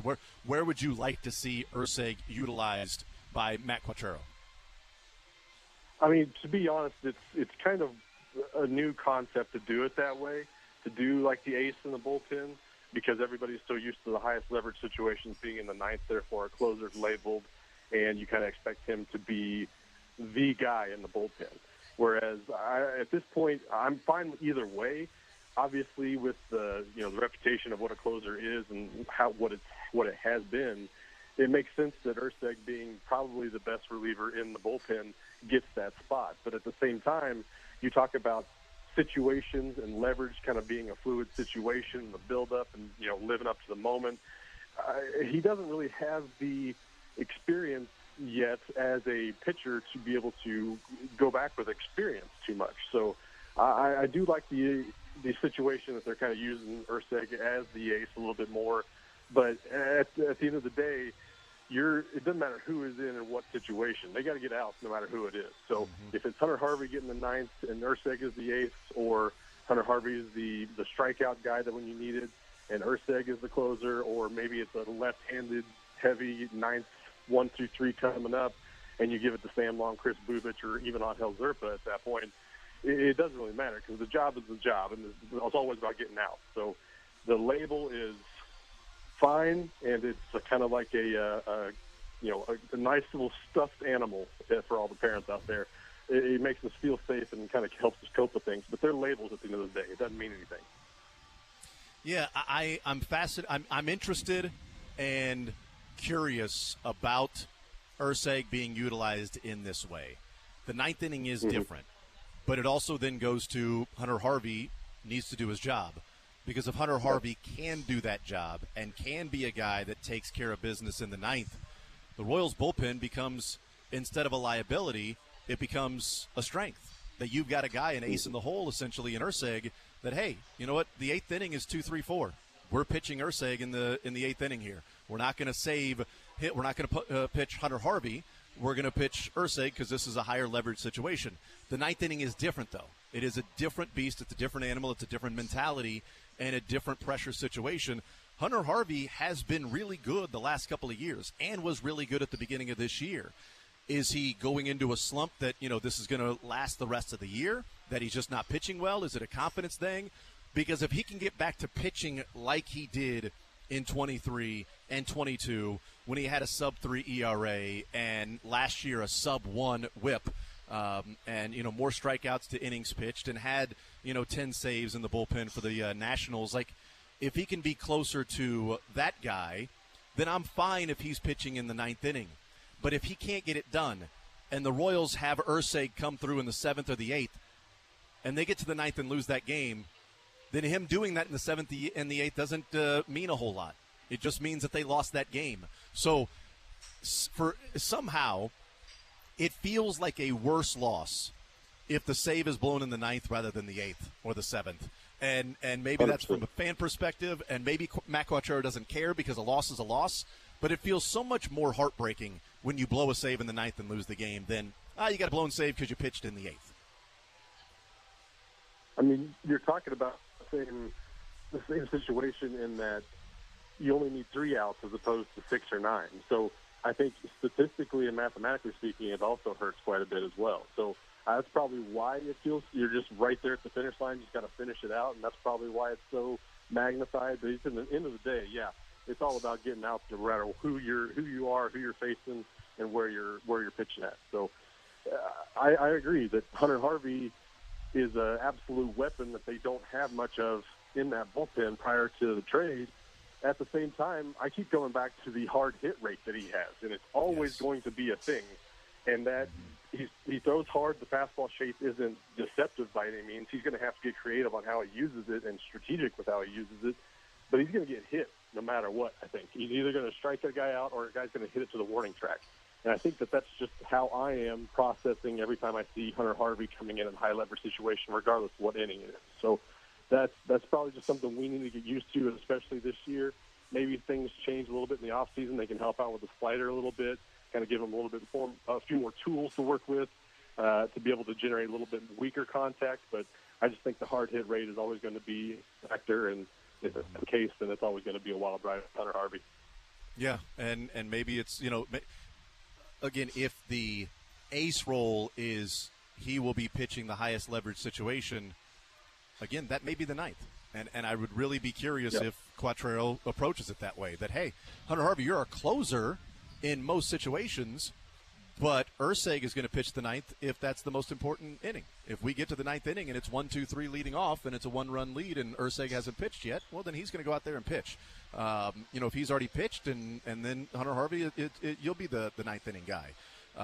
If that's the case, yeah, I can see the strategy behind it we'll see if it works out.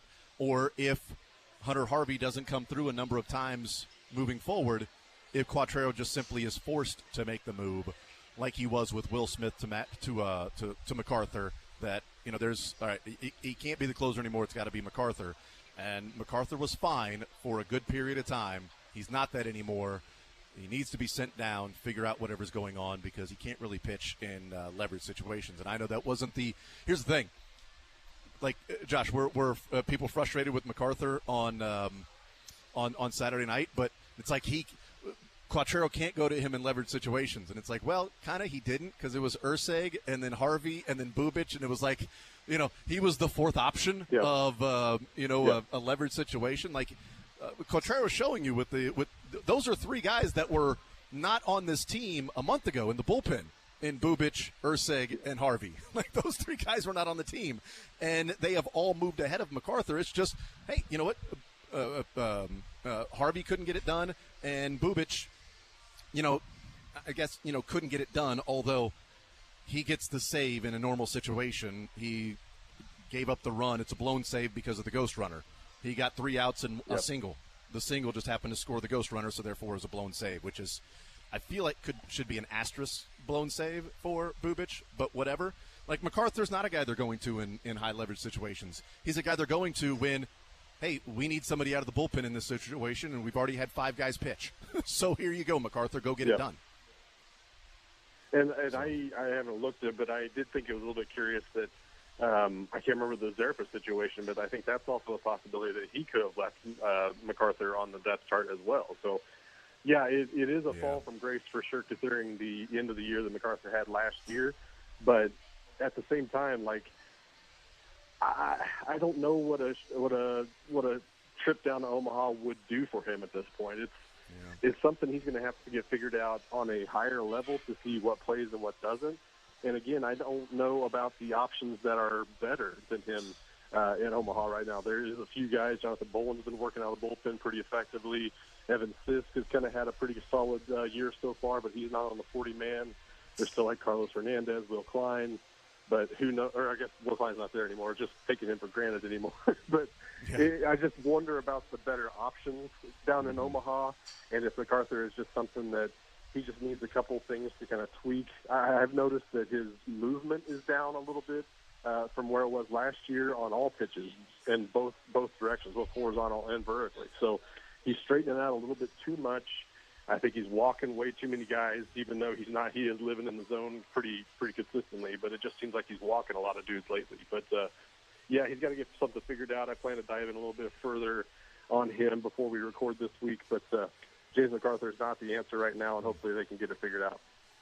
Visiting with Josh Kaiser, One Royal Way podcast. All right, the 3-game set against the Red Sox starting tonight out at Kauffman Stadium. Oddly enough, the same 3 pitchers that went the first go-around in that set in which they lost 2 of 3. Reagans, Lugo, and Singer, not in that order. It's Singer, Lugo, and Reagans the next 3 nights. Singer and Lugo got lit up by the Red Sox in the previous outing. Reagans threw a gem, 7 innings, 1 earned run with 7 strikeouts. Acceptables, and for lack of a better term, because if I say, what's acceptable and then they don't reach that, it's like, well, then what, are you firing everybody? No. I mean, but like, I'll use it for lack of a better term. Like, what is an acceptable result, do you think, in your mind for these next 3 games? If they win 1, like take 1 of 3, is it one of those to where, all right, it's not ideal, you didn't win 2 of 3 and gain ground, you lost a game, but you didn't get swept. Like, if they take 1 of 3, they win one of these next 3 games, is that a level of, all right, it's baseball, those things happen, move on to the next one against the Cardinals, or is there, concerns start to creep in if they don't take 2 or 3 from the Red Sox here at home, where they've been playing much better baseball at home? Yeah, I would agree that acceptable is 1 game. I think you have to take 1 game if you want to put it in a different term that might mean something different to somebody else. But I think you have to take 1, and if you really want to, start putting away and start rising to the top and putting distance between you and the people at the end of the year, giving yourself a little bit more slack, taking 2 or 3 of these games at home where you've played really, really well with your top 3 guys going, you need to send the message to not only MLB, not only to the fans, but potentially to that same clubhouse. Because you took care of business against some weak teams in Chicago and Detroit. But at this point, like, we really need to start putting some distance in with some good teams, showing the entire world that the Royals are for real. It's time to start playing some baseball and start thinking about October baseball. So I think it's all about the message that you send as far as getting a game outside of just one. And I think we got to do it. The other part about that is you got Singer, Reagan, and Lugo this series, but you also get the Twins coming to town after. It's in Minnesota, but after the Cardinal series, you go to Minnesota and you get Singer, Lugo, and Reagan again against another good team, against another very important series. So we got it's all lining up the same, exactly how you'd want it from that perspective. Got to go out and take care of business and get some slack on these guys. Yeah, and here's the thing. The Royals are in a position now, these final 50 games, 49 to be exact, every game is going to be important. Like, there's not a game where you go, you lose this one, you lose that one. Every game, whether it's a big series, small series, playing, the Nationals or whatever, you got to win those games. They're all going to be massive games now that they have a 2.5-game lead in the wild card over the Red Sox, in which they are hosting, and a real opportunity. If they end up sweeping this series, I mean, you're talking about a 5.5-game lead with 46 games to play down the stretch in the wild card. You'd be in really, really good position, but you can also leave this series in outside of the playoffs if you were to lose all three. So it's a massive 3 games for these Royals. Josh, last one for you. Take a guess. What do they do in these 3 games? Win 1, win 2, or sweep? Or get swept? I am going to play conservatively and say they win 2. I think there's a real opportunity. 2 is conservative. Wow. Look at you. Yeah, I think there's a real good opportunity for them to take 3 in this series. The guys that they're going up against are good, but I have just confidence in what they can do at home, and they've seen some of these guys before. So give me at least 2, and if we're feeling frisky, maybe see 3. All right, we'll see what happens. Plus, they cheat at home, so they should be better offensively these next 3 games against the Red Sox. So that's great. I got that going for them. He's being facetious. 30 for 30. What are you talking? No, I'm for real. This is real life. Yes. Like they're cheating somehow, and gotta be. For some reason, they just haven't chose to do it in 5 consecutive 100-loss seasons for some reason. But this year is the year that we decided to start cheating. About time. Plus, they're not smart enough to be able to tap into the pitch comm on the road. Only at home are they able to do that, which is and relay that to the batter in real time. So only at home they're able to do that, not on the road. They should be smart enough to learn that on the road too. Josh Kaiser, One Royal Way podcast. Thank you, Josh. Appreciate it. We'll talk next week, brother. Of course, boys. Looking forward to it. Absolutely. There's Josh Kaiser, One Royal Way podcast. Great stuff from him. Royals, Red Sox, conservatively, he says they'll take 2 of 3. He's going to be conservative. I thought he was that threw me off there. He's like, I'm going to be conservative. I'll say they'll take a game. Then I'll be Tea Party. Yeah. Say one. Oh, I see what you say. Yeah, I see. Right, I see what you did. I've been a smart ass, if you will. That's right. But hopefully the Royals' ability to cheat at home comes through over these next 3 games offensively against the Red Sox. We'll take a timeout. We'll come back, continue rolling. Mick Schaefer will join us here at Topgolf at 1 o'clock, where we are hanging out. Topgolf in Overland Park and newly renovated Topgolf. They've got the Sure Thing. They are introducing this new club designed for beginners and those looking to improve their game. The Sure Thing is created with Callaway engineers, and it increases the likelihood of hitting the ball solidly and experiencing that joy of being a decent golfer. Larger club face, better control, 20-degree loft for the higher ball flight. And to celebrate, Topgolf's offering a free order of boneless chicken wings to every bay. That goes on throughout the day today while supplies last. And we are going to give away 5 $100 Topgolf gift cards all afternoon. And you show up and you fill out this, or you fill out, you just take a guess. Probably need to give your name and contact information, but you take a guess as to how many teas are in this jar, and the 5 closest wins a $100 gift card to Topgolf. I've been given hints. It's at least 11. Yeah, that's right. And to tell you how close Sterling is to his guess of 11, or at least more than 11, I guessed 362. So he is correct. There are more than 11 in there. Yeah. I guessed 362. We'll take a timeout. We'll come back. We'll get into a little Chiefs before Mick Schaefer joins us at 1 o'clock. We'll go through the rookies for the Chiefs this year, And I want to rank them 1 through 3 as the players we think will have the biggest impact for the organization if they become stars. Not a good player, but this guy became a star this rookie class only. We'll talk about that coming up next year on Sports Radio 810 WHB.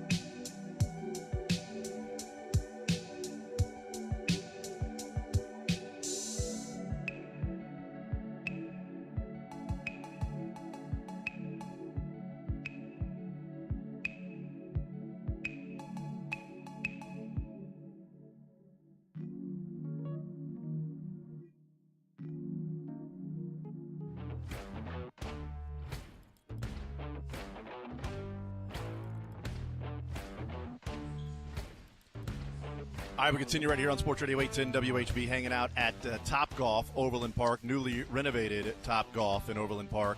That is introducing the Sure Thing, a new golf club designed for beginners looking to improve their game. And in honor of introducing this golf club that helps you hit it farther and straighter, they are offering a free order of boneless chicken wings to every bay today. That is while supplies last. And we are giving away 5 $100 gift cards to Top Golf.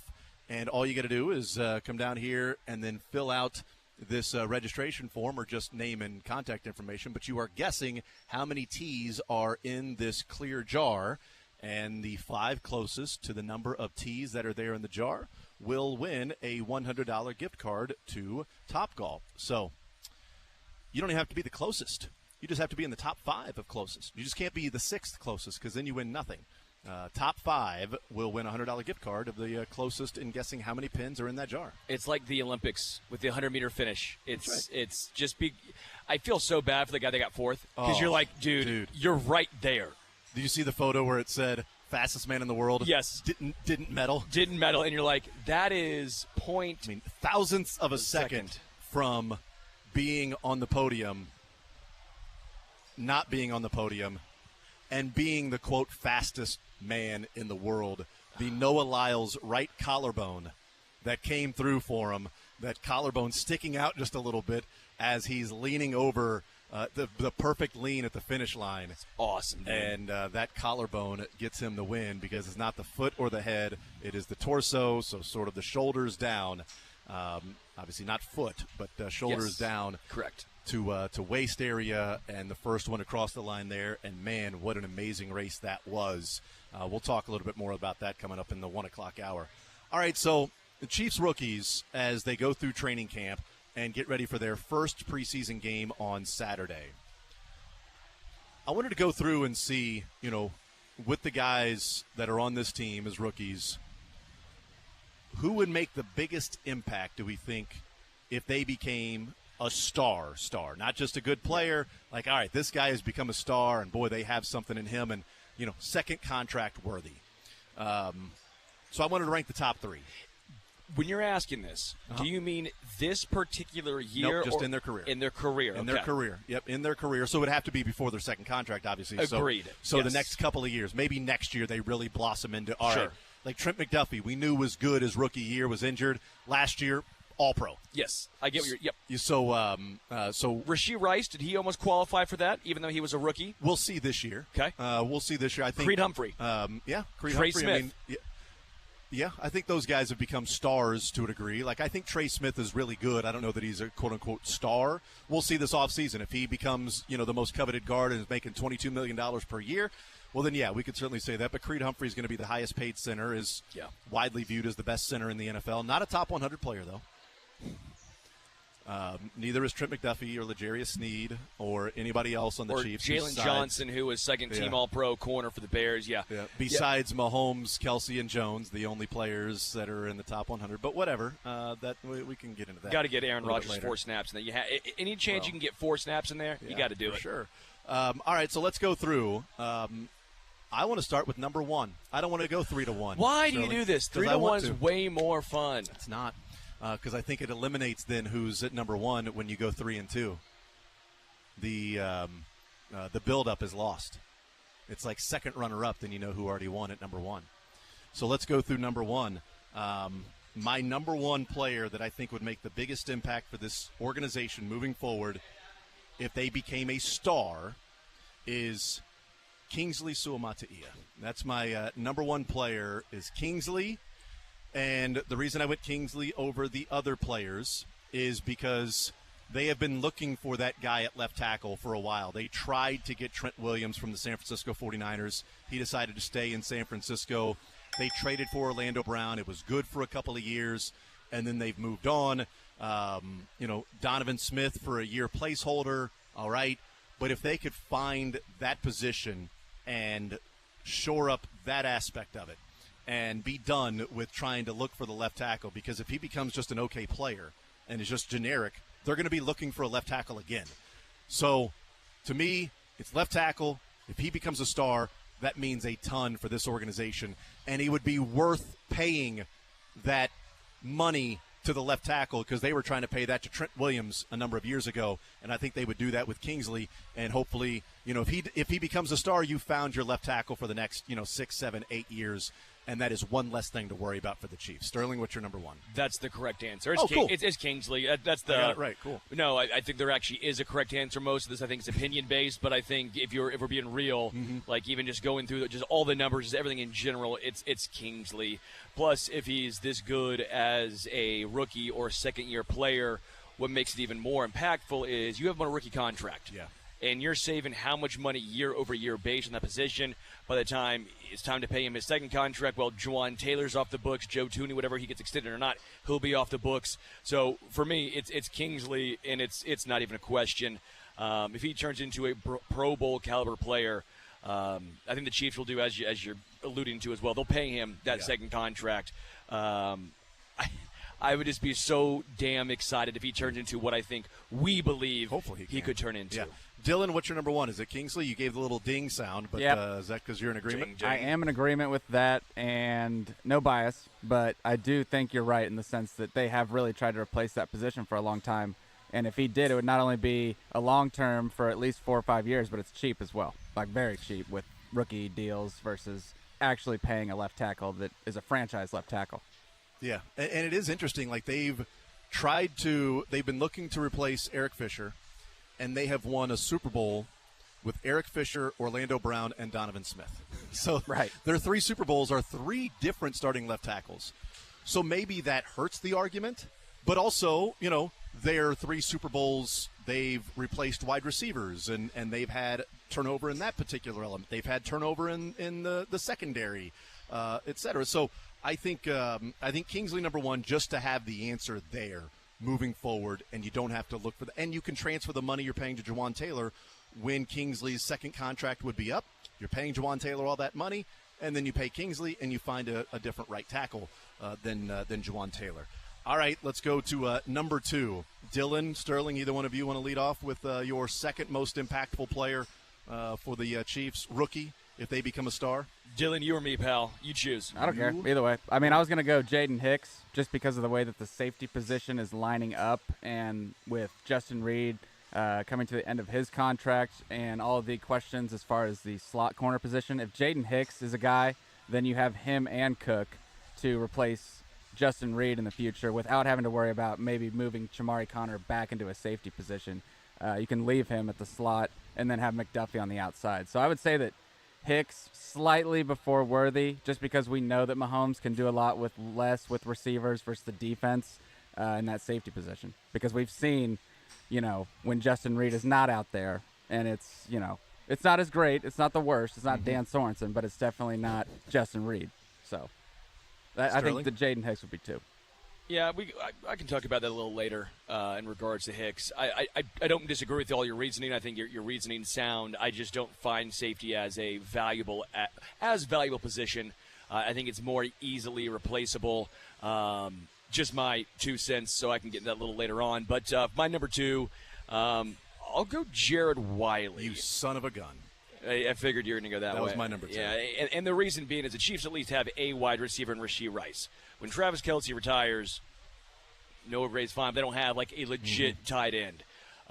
They need someone to step up and become that Pro Bowl tight end once Kelce's gone. I mean, that's been a staple of Andy Reid's offense, obviously here in Kansas City. Mahomes looks to Kelce. When he retires, who's the safety blanket?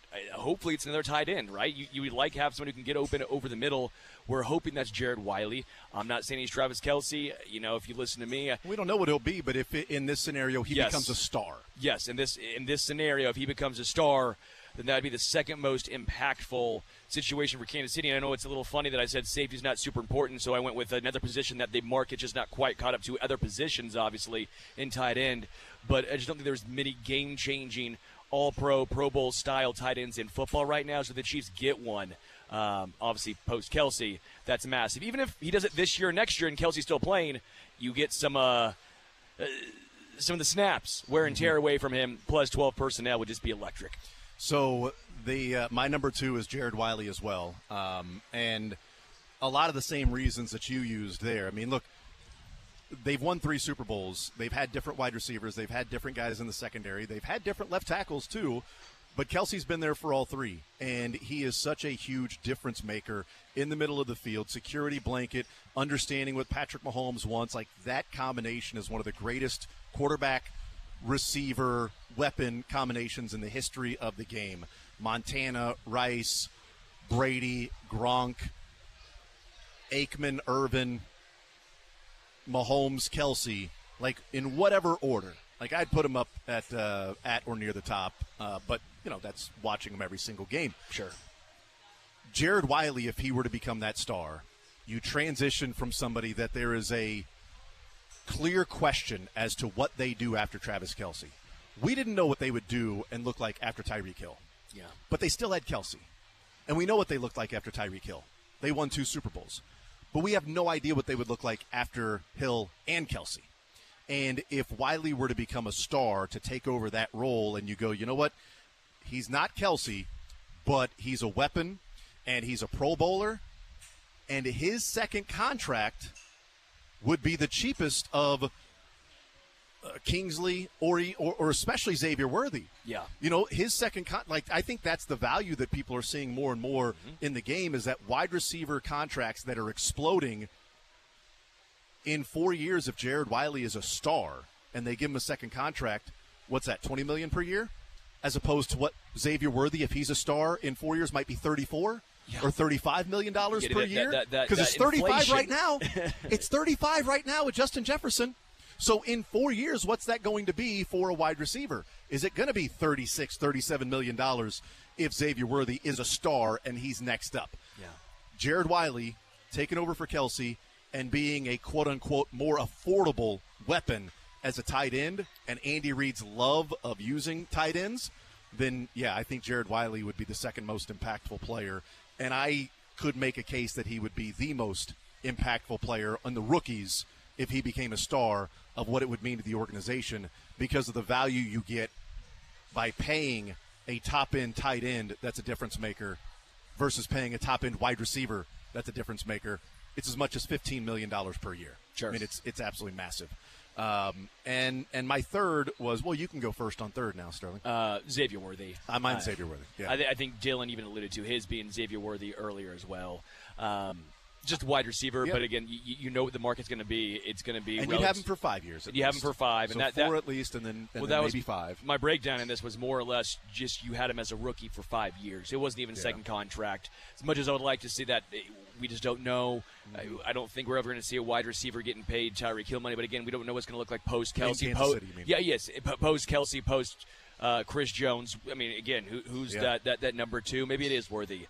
The other guy I made a little thought process for was Kamal Haddon, just because cornerback and the cornerback position and the market and all that stuff, and the Chiefs have found perpetually guys who have been late-round guys, undrafted guys to make impact players, and then, if they would decide, hey, this guy turns into a stud, maybe you wouldn't pay McDuffie in that situation, right? You just keep rotating through one at a time. But I couldn't quite get there. I couldn't talk myself into it, so Worthy number 3. Yeah, and you went Worthy number 3, Dylan? Actually, after you guys convinced me, I'm going to go with Wiley 3, Worthy 4. But in commemoration of the 100-yard dash, it is like a 100-yard dash where third and second and first are basically all within, a millimeter of each other. So. Yet my honorable mention would have been Jaden Hicks. And I thought about Kamal Haddon as well. But the reason I ended up going Hicks a little bit higher was just sort of thinking back that Super Bowls, Spagnuolo has had that quarterback in the back end. They've had other, like Chris Jones has been amazing, but he's had Tyrann Mathieu, he's had Justin Reed when they've won Super Bowls. And those guys, how much Spagnuolo talks about what they mean. And we're talking about a guy becoming a star. So if Jaden Hicks becomes a star and takes over for Justin Reed and is that quarterback in the back end, again, he's 4th. He's not, number 1, but to me it's Kingsley, then Jared Wiley, then Xavier Worthy. But I think honorable mention I would throw in Jaden Hicks, because then you wouldn't be paying the, $10, $12 million for Justin Reed. Cook has 2 years left. You'd have to figure out after that, and hopefully you get it right. Shamari Connor's got 3 years left, but he's now playing more of the nickel than safety, and he talked about that's where he's comfortable because that's what he played in high school and was recruited as a nickel/safety from high school. That in 2 years, who's your safety? Do you find somebody else in the draft? Do you have to re-sign Brian Cook because Jaden Hicks is just okay? You know what I mean? Like, if he becomes a star, it means you can move on from both Justin Reed and Brian Cook and find the replacement for Brian Cook. Well, they've done that, though. They found one spot to the draft, Perpetua, with Juan Thornhill to Brian Cook, and now you would hope it would be Jaden Hicks. So one spot. I'm not saying they play the same safety spot, but one spot, and then they typically supplement with a veteran, not necessarily a bounce-back candidate, because I wouldn't say, but Tyron was a bounce-back candidate and originally was relatively cheap compared to what I think we thought it was going to be. Then he had a stint here, and thank you. And then Justin Reed's about to go for his a three-peat in 3 years. They say thank you. And then maybe they'll find another 24, 25 guy coming on a second contract who slightly underperformed maybe what they thought he was going to be. And then you still have your one drafted safety. That's kind of how the Chiefs have operated the past, I don't know, decade. They've also found cornerbacks over the last decade, too, to be able to go and fill those roles. It's just Spagnuolo has had that quarterback in the back end that he's really trusted and relied on to be the guy that everybody is in the spot they're supposed to be in. And that's been Tyrann Mathieu, and it's been Justin Reed. I don't know who that is next year because I don't think they're re-signing Justin Reed.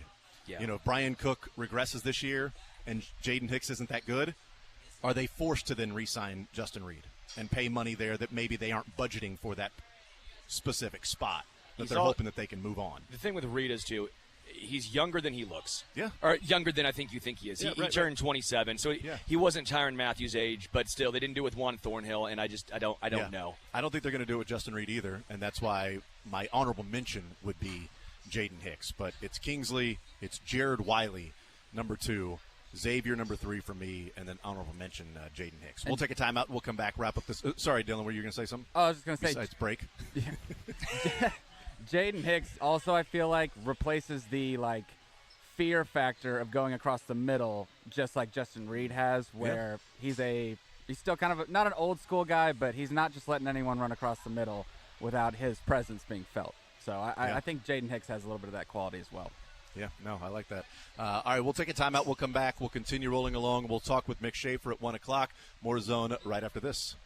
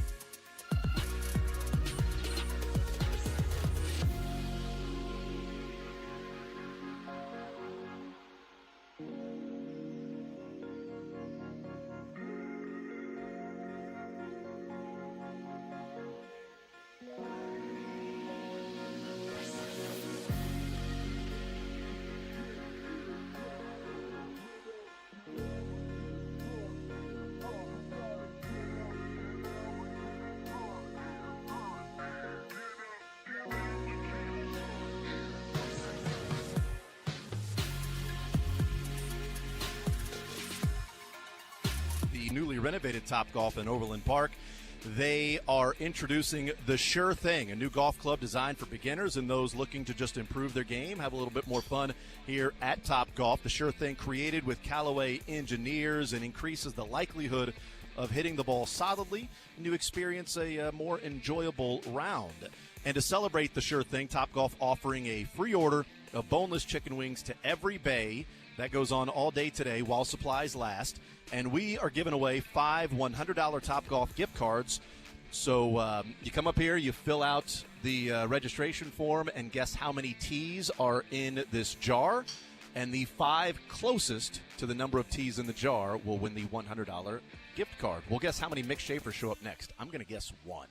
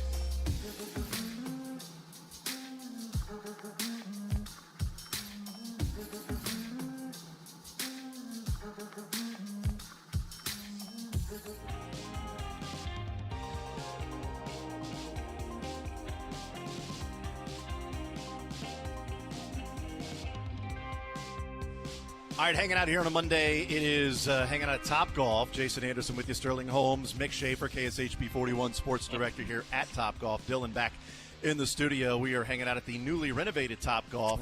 They are introducing the Sure Thing. It is a new golf club designed for beginners. Like Mick and Sterling, looking to improve their game. I wouldn't be somebody that uses it. Somebody that, as I play, 3-4 times a week we've talked about before. So I don't need the Sure Thing. My clubs are already I'll take anything in golf called the Sure Thing. That's right. Okay, anything. Created with Callaway engineers to increase the likelihood of hitting the ball solidly straight, and you can and enjoy a round a little bit more if you're not that great at golf, or maybe you are, and now you're even better. Who knows? A larger club face for better control, 20-degree loft. And to celebrate, Topgolf offering a free order of boneless chicken wings to every bay today while supplies last. And we're giving away 5 $100 Topgolf gift cards to those that come in and guess how many teas are in this jar. The 5 closest will win a $100 gift card. Yes. I was hitting the Sure Thing earlier, and I kept topping it because I was hitting it as if it was like a driver. And then Sterling was like, no, you got to act like it's sort of an iron. So then I, started hitting it at what felt like more of an iron, and then I was. So were you hitting off the deck, or were you teeing it up?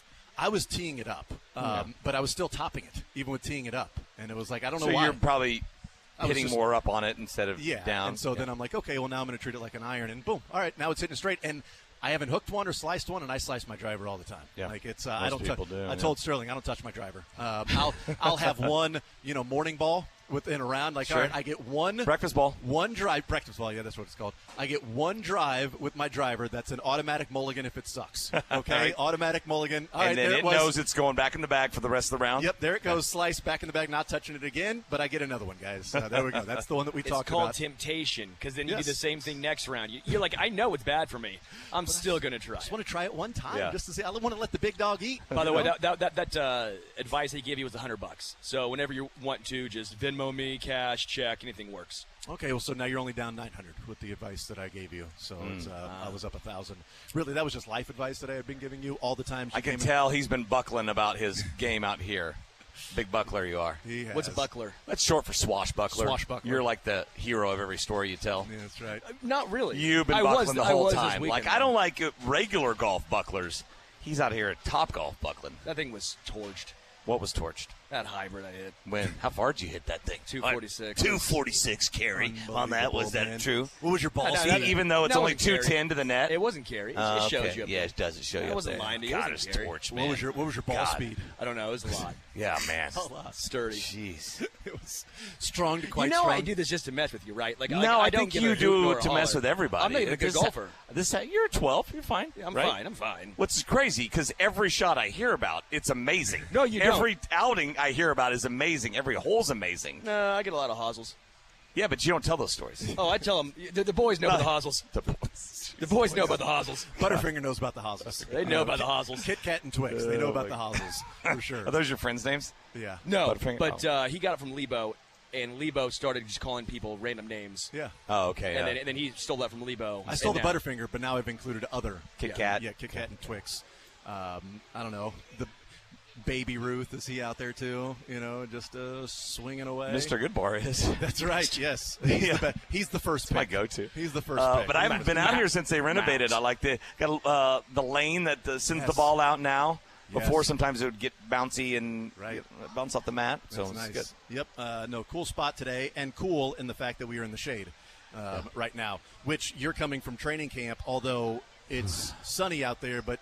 You're with the media, so you were taken care of. You got a shade. You got food and drink. The media's glamping. They're training glamping, not training camping. Well, I was shooter boy out there today, so that's out in the sun. Oh no, that's different. Mackenzie was there. She was doing a one-on-one. Like, you know what? I will shoot for you because I am all about servant leadership. Okay, that's right. Yes. That's what I try to You and John preach. Calipari. That's exactly it. I'm sure he's out there.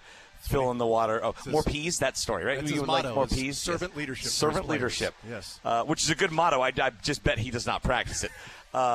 So I was out in the sun, and then I don't know if they plug in that drink cooler out there. They have the fridge. I checked all the pops. They were all kind of room temperature, so I didn't have any of those. Would have been refreshing. I missed the meatloaf today too, Sterling, because I had to get out of there to get here in time. I think you like the food here better than the meatloaf out there. That is 100% right. Yeah, I don't think that was meatloaf. You crushed that one. Yeah, okay, you crushed that comment. Meatloaf in this weather is a crime. Is the media food from the cafeteria that we've seen some videos like with Trey Smith rocking a bone in 20-ounce ribeye? No, we don't have those. Cowboy ribeye or the tomahawk. But the lady who prepares the food there, she's been there forever. She is great. We will talk her into some meals sometimes. So tomorrow the Zarda Day there. They'll have the Zarda there. That was Friday for us. That was Friday. Yeah, that's right. Did you get some? I got some. Yeah, it was delicious. I ate Jason's plate too since he was gone. Good for you, yeah. I was at training camp. Oddly enough, we switched roles. Yeah. And then we talk her into breakfast for lunch at like the last day each time. So that's cool. It's I really love that. really My nice kids love breakfast for dinner. I love breakfast. It's the best thing. There's something about eating breakfast when it's not breakfast time that just really feels right? fun. It It's just so feels like fun. you're doing something illegal. Yeah. What? I always say, like, my wife never tells me she loves me, but sometimes she makes breakfast for dinner, and it's understood. It's inherent. Okay. It's enough. Yes, I got it. People express their love in different ways. And when she's with ham and eggs, when the relationship is going well, there's French toast on the plate at 6 o'clock at night. Then you know, all right, we're doing well, kids. We still got that spark, don't we, honey? You know what, kids? I think we have at least another year. I think we got at least one more year, kids. You throw a little powdered sugar on there. Oh, my gosh. Yeah, okay. All right, kids, remember that conversation we had a couple of months ago? I think we're good for a while. Yeah. I think we're good for a while. How'd you know things were going south? Well, I got casserole for dinner, and it wasn't breakfast casserole for 6 straight months. That's when I knew. It was actually left over from 3 days ago. So no hash browns in there. It's an issue that's going on in the house right now. Hanging out with Mick Schaefer here at Top Golf. So the Royals get the win over the Tigers yesterday. MJ Melendez with the 3-run shot. A huge at-bat for MJ. And 30 seconds after Frazier nearly gets the 3-run shot? I mean, Frazier's ball going foul, it was like, oh, there it was. All right, they're going to lose. Because you never repeat that, right? No. And I think next pitch he flies out. Yeah. I even said it in the newsroom. I'm like, well, that's it. It's always an out after this. They never come close. They don't make that mistake pitch again. And he did just a couple pitches later to a different guy. Yeah, he did. And that was the first pitch to MJ, right? First pitch to MJ. First pitch to MJ. Do we have that audio of the Rexgasm? You can tell those guys literally fell out of their chairs on that one. I mean, it's the Rexgasm now. Can we say that? What's wrong? Well, the Gusgasms are okay. With we can say that. Gus okay. Johnson, right? Yeah, I guess so. Can we not say that? Somebody text Drake if we can say that or not. What if Ed Orgeron, if Orgeron gets really excited, what would we call it? Oh, let me tell you something. I ain't gonna say nothing about that right now. I'll tell you something, boy. Down in Old Bayou, we get excited all the time, but it ain't excited that way. But if you combine, his name with a little it. bit of critter coming around here, and I take that thing, I do one shot to the head on the critter. Oh, no, we have that thing for dinner. Oh, my goodness. And we won a national championship along the way. And you just had a Gerongasm. Oh, is that right? Yeah. Here's what it sounded like when MJ connected with the ball yesterday.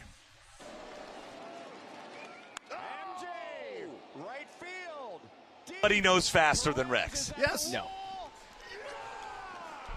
That's his superpower. Nobody knows faster. We played the same thing last week when Bobby Witt got the grand slam.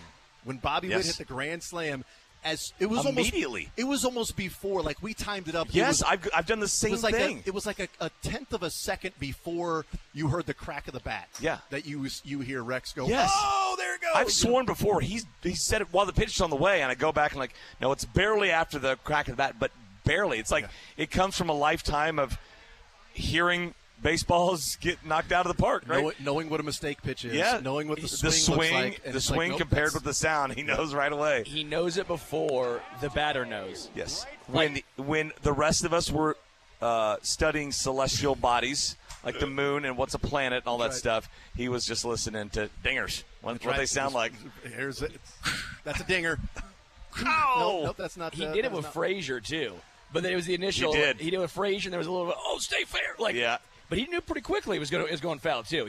His ability to just tell the launch angle off the bat is. But also where Frazier hit next that level, low and outside. I'm like, I watched the replay and I'm like, how did he pull that foul? Yeah. Like that's so far outside. Like that, even if he's ahead of it, like that should still wrap around. Where's pesky pole when you need it? That should wrap around pesky pole. They don't have it tonight either because Red Sox are in town. But I mean, that was clearly the plan for the lefties in that inning. We were going to jump on these fastballs and we're going to look to turn them. And that, I mean, just the odd thing about Melendez and his struggles this season and other seasons with the average and striking out and not getting on base was just it's a purest swing, man. It is a gorgeous swing. And he's got 2 of those home runs. Those 2 outs home run changed the game. He's his best when it's clutch situations, man. And the bench with Paul DeJong has become better in the fact that you can go to MJ Melendez off the bench. Like you can go to Massey, to Frazier, who's going to give you professional at bat, to MJ off the bench, and hopefully one of those guys comes through. And MJ came through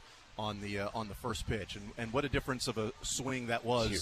Huge. And swing literally and figuratively of talking today, getting ready for a 3-game set against the Red Sox. You would be a game up in the standings in the playoffs right now. You would have just lost 2 games in a row to the Tigers, one in which you gave away and the other one in which you were shut out to a bunch of young guys and an opener and bullpen guys that were making their second and third appearances in their career, and you couldn't score a run. And now you got the Red Sox coming into town. Yeah. Just the swing of how you feel getting ready for this 3-game set and the position the Royals are in. I guess it'd be 2 games, not 1 game, but because they're 2.5 up. So, but being 2.5 games up for the Red Sox, and coming off a road trip where you dropped 1 game and you felt like you gave that game away. Yeah. Even if you stole yesterday's, you don't have to have that feeling of stealing yesterday's. You can come away if you're the Royals going, man, the only game we lost, we gave away. You gave away, but they stole one. They evened it out. Yep. I'll take 6-1, and honestly, 5-2 would have been great, but you would have lost the last 2, and you've been really just kind of grinding your teeth at that Saturday game when you had a lead in the 9th, in the 10th, and in the 11th, and you blow them every time. A theme that has been the case all your life. So now you don't feel that one doesn't sting anymore. They got it back yesterday. What a road trip. So much that happened on the road trip. After the show today, we're heading out to Coffin because you got the new Royals and DeJong and Ursig and the pitcher Lorenzen, and then just the games that happened. I mean that road trip was still in July. You had Bobby doing what he did in that road trip, and then just the MJ homer yesterday. So many storylines, so much excitement, so much positivity from the Royals these last 6 games, and now it's a moving month, right? To where, like, I have moving day, like they call it on Saturdays of a golf tournament, right? It's moving day. The next month and 3 days, what they play the Guardians, the Twins, and the Red Sox 16 times. This is gonna, I think, from here to early September is gonna decide basically their fate. I almost said don't think of it as oh my gosh, now we have a hard stretch. You have to think of it as now as an opportunity. Yeah. And that's just what you're saying. It's moving day, but I know a lot of people are going to sit here going, oh, of course, it's a hard stretch. But no, you have a chance to really make up a lot of ground here. Or not even just make up ground. You're tied, though. But you're even with the Twins, and you're ahead of the Red Sox. So it's almost like there's not pressure, we got to win these games to catch them. You're right there. We can kind of put these guys back in the rearview mirror and maybe make a run at the Guardians who don't lose. It's just bury them. But, I mean, they're only 5 games back. I know. The Guardians, they were 9 games out at one point. So they have slowly but surely sort of caught up, and they've got some big series coming up against the Guardians. But what happened yesterday was, since the Baltimore Orioles 21 straight losses in 21 straight losses at the beginning of the season in 1988, the 2 longest losing streaks since then were the Royals in 2005 and the Orioles a few years ago at 19 straight. But what the White Sox did was finally have a losing streak longer than that to now be the longest losing streak. Are they at 21 since the now? Orioles. They're at 20. Okay. So they got their 20th loss yesterday. Did the White Sox. I would like them to get a win. Yes. Twins. That would have been nice. That would have been nice, yes. But now 20. Now, you know what? The Royals have that over the White Sox. All right, the Royals in their franchise history have a 19-game losing streak. Now the White Sox have a 20-game losing streak in their franchise history. Congratulations. And so, in honor of the White Sox doing that, I wanted to go back and look at the game that the Royals won against the A's when they won 2-1 to snap their 19-game winning streak. On the mound for the A's, that the Royals beat 2-1, Barry Zito. The Royals lost 19 games in a row, and then Barry Zito was on the Such a mound baseball with his thing. 3.6 ERA. I was going to say, still great. And they Yeah. win that one. The starting pitcher for the Royals went 5 innings, gave up 1 earned run. He was one of the guys that came back in the Beltran trade. Mike Wood on the mound. Andrew Sisko came out of the bullpen. Ambiorix Burgos came out of the bullpen. Yeah, he did. Jeremy Offelt. Yeah. Stud. And Mike He's McDougal. still working through that fingernail was Offel back in the Mike day. McDougal got the save. Do you guys have the box score in front of you now? No, but I have the full year. I wanted to look at. I've got something from that streak though. Okay, so I got the box score in front of me right now. I want to go through some of these names that were in that lineup. Oh yeah, leading off, Angel Baroa. He batted. Angel Baroa batted 6th. Okay. Chip Ambrose. Ah. Lead it off. Oh, I got a Chip Ambrose story. Lead it off. Led off. And by the way, Chip Ambrose, 357 on base percentage, 810 OPS at that point in the season for Chip Ambrose. So Chip Ambrose, when the losing streak was at 10, had a chance to end it with 2 outs in the 9th. He can of corn basically dropped the fly ball. They tied the game. They ended up losing it. The Royals were up 7-2, and the Guardians scored 11 runs that inning. Yes, 11. They were at 6 with 2 outs when that fly ball went to Chip Ambrose. 13-7 was the final score. Yes. Where did John Buck bat at? John Buck did not play that game. Wow, they won without John Buck. Without John Buck. Well, then Mike Sweeney was 3. Mike Sweeney batted 3rd. Was Mark Tehan? No, David DeJesus 4. DeJesus was not in the game that day. He was what? No DeJesus. Emil Brown was probably 4. It's not a snack; it's an entire meal. He batted 4th. Yeah. Emil Brown. What about Matt Stairs? Matt Stairs batted 5th. Let's go. There we go. Angel Baroa 6th. We already said that. Mark Tehan 7. 7th for Mark Tehan. 8th Terrence Long. No, because Chip was in. Terrence Long batted 2nd. Okay. Terrence Long batted 2nd. Chip Ambrose led off. So then no John Buck, which means who was the backup catcher that year? Alberto Paul Callasta. Phillips. Yeah, let's go. Somebody by the name of Paul Phillips. Oh, yeah, he was drafted by the Royals. Came up. Great. I covered him in Wichita when he was with the Wranglers. Awesome. I'll first admit right now, I know my baseball history very well. Did not know Paul Phillips. Did not know him from the 05 team. Where's Tony Graffinino or Aaron Guile? They are not in this game. Wow. Shane Costa? No. Donnie Murphy played 2nd. Donnie Murphy. Donnie Murphy played 2nd. Yeah. That was it's a tough year. Yeah. Tough times. Well, what would Donnie Murphy have been if he would have played every day? Is Ambiorix Burgos, is he still in jail? Is Burgos still in jail? He was for a while, I know. Yeah, I know. Haven't been keeping up, though. He ran over somebody, and then he was accused of poisoning his wife. Wow. But he did get a hold that day, so, I mean, kind of evens out, right? She also hadn't made him breakfast for dinner in a long time.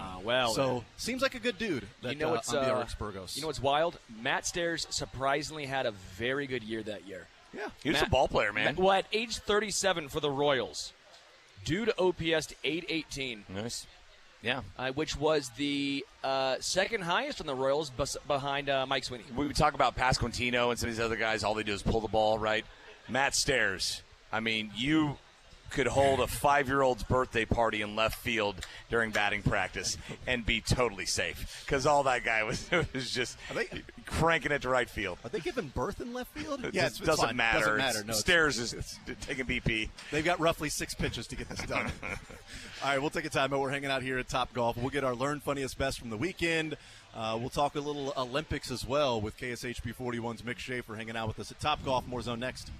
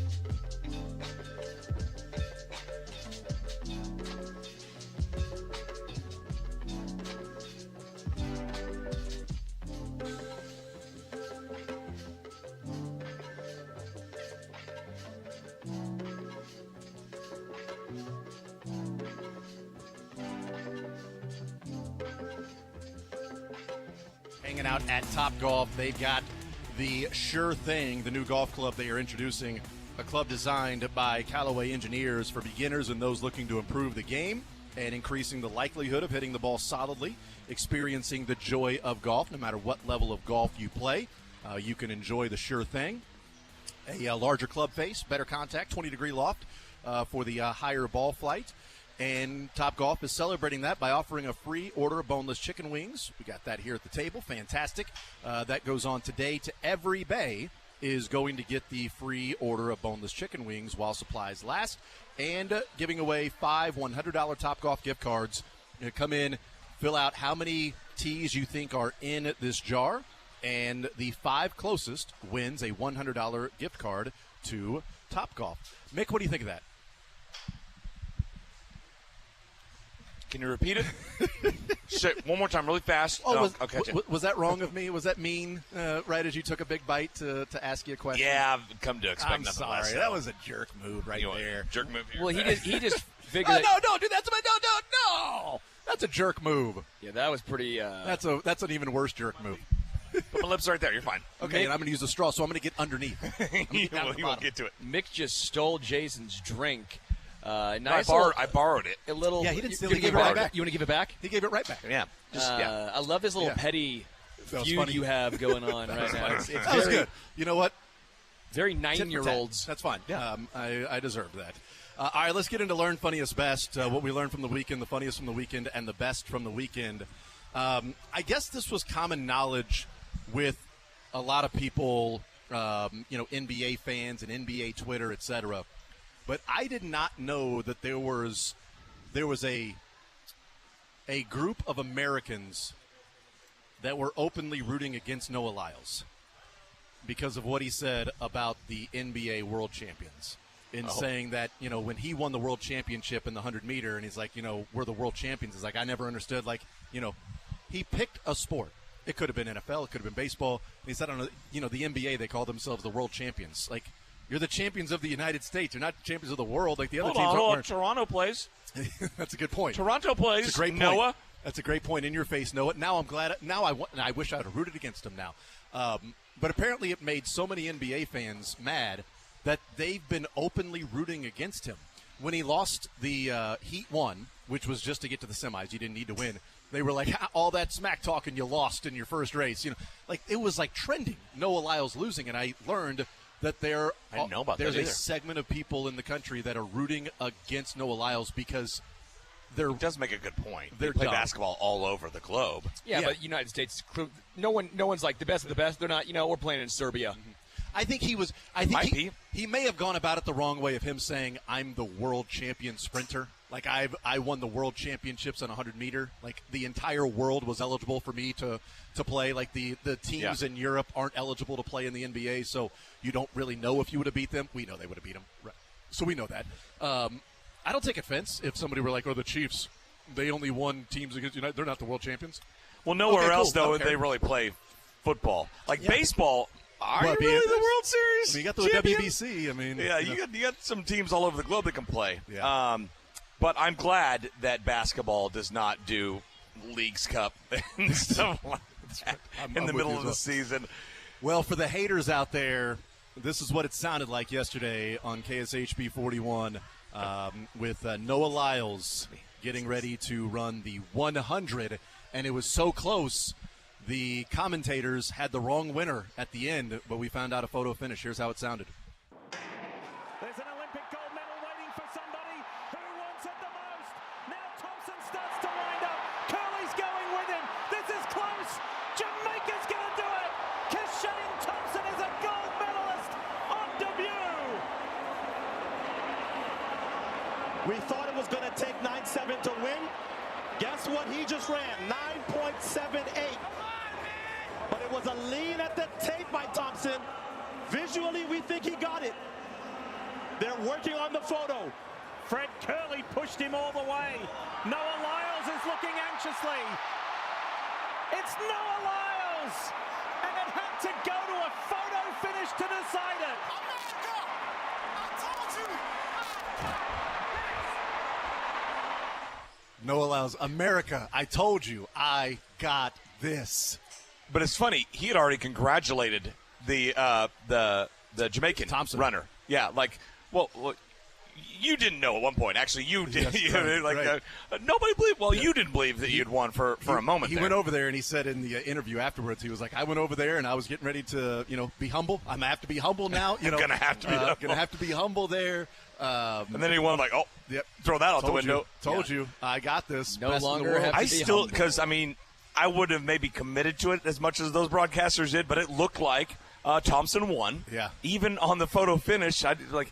And we Hold on, that, was it is the the head head or or the the foot? feet? I was the same way. Is Curly's foot there first? No, it's your shoulder bone, dummy. Because in speed skating, they always push their skate forward. Yes. That's the Yes. first to skate or anything to cross the line. They push the skate forward, and that's how they win. I thought they all should have slid like they're Just going into first leap. base because that's faster, right? But I don't Yes. think you can. Like, I think there's a rule against diving. Oh, is there? I Probably think there's a is. rule. In boxing, there is, but I don't know that there is in 100 meters. It would make sense that don't dive. That's Yeah, you can't just run and just yeah. Superman. That's right. You know how, Hey! you know Well, how you know what? Your bad- torso would get there. The Yes. classical would get there Yeah. first. You know how bad you'd get ripped up if you dove. You know how Oh, good man. you'd feel with a gold medal around your neck. Yeah, make up for it. I guess fastest- that would. Because it looks like they're going 25 miles an hour. 27. Oh my God. 27. Did you see that that stat? I got to pull it That's up. amazing.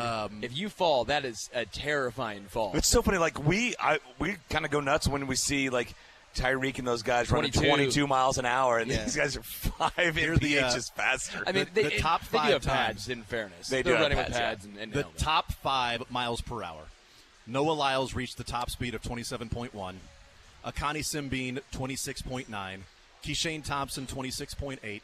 Fred Curley, 26.8. And Kenny Bednarik, 26.7. Those are the top Nice. 5. Doesn't mean those are the top 5 finishers. Those are the top 5 highest and speed. what was 8th place? Like half a second behind? Not even that, probably. The guy who finished 4th was like 1,000th, like 5,000ths of a second away from being on the podium. And he finished 4th. And he's like 1/10 of a second from being the fastest man in the world. Yeah. He runs so fast that if he's running in a school zone, he gets a ticket. Imagine that. Imagine like if he's running in a school zone, all of a sudden, no, you gotta slow down. That is amazing. That is amazing. And they are running with pads for sure. But it is unbelievable when we see like top speed in the NFL at 22 miles an hour. And then this guy's running 27 miles per hour. Yeah. He was slower out of the gates. He has a higher top speed, as we know. He's not a great starter. And he's going to complete the double because his best race is the 200. He's like the minus 600 favorite to win the 200. He was plus 500. Thank you for making him the. I went ahead and put $5 on Noah Lyles before the race. Well done. Also, I'm surprised he's you're buckling today. though. On I know. I know, right? Really.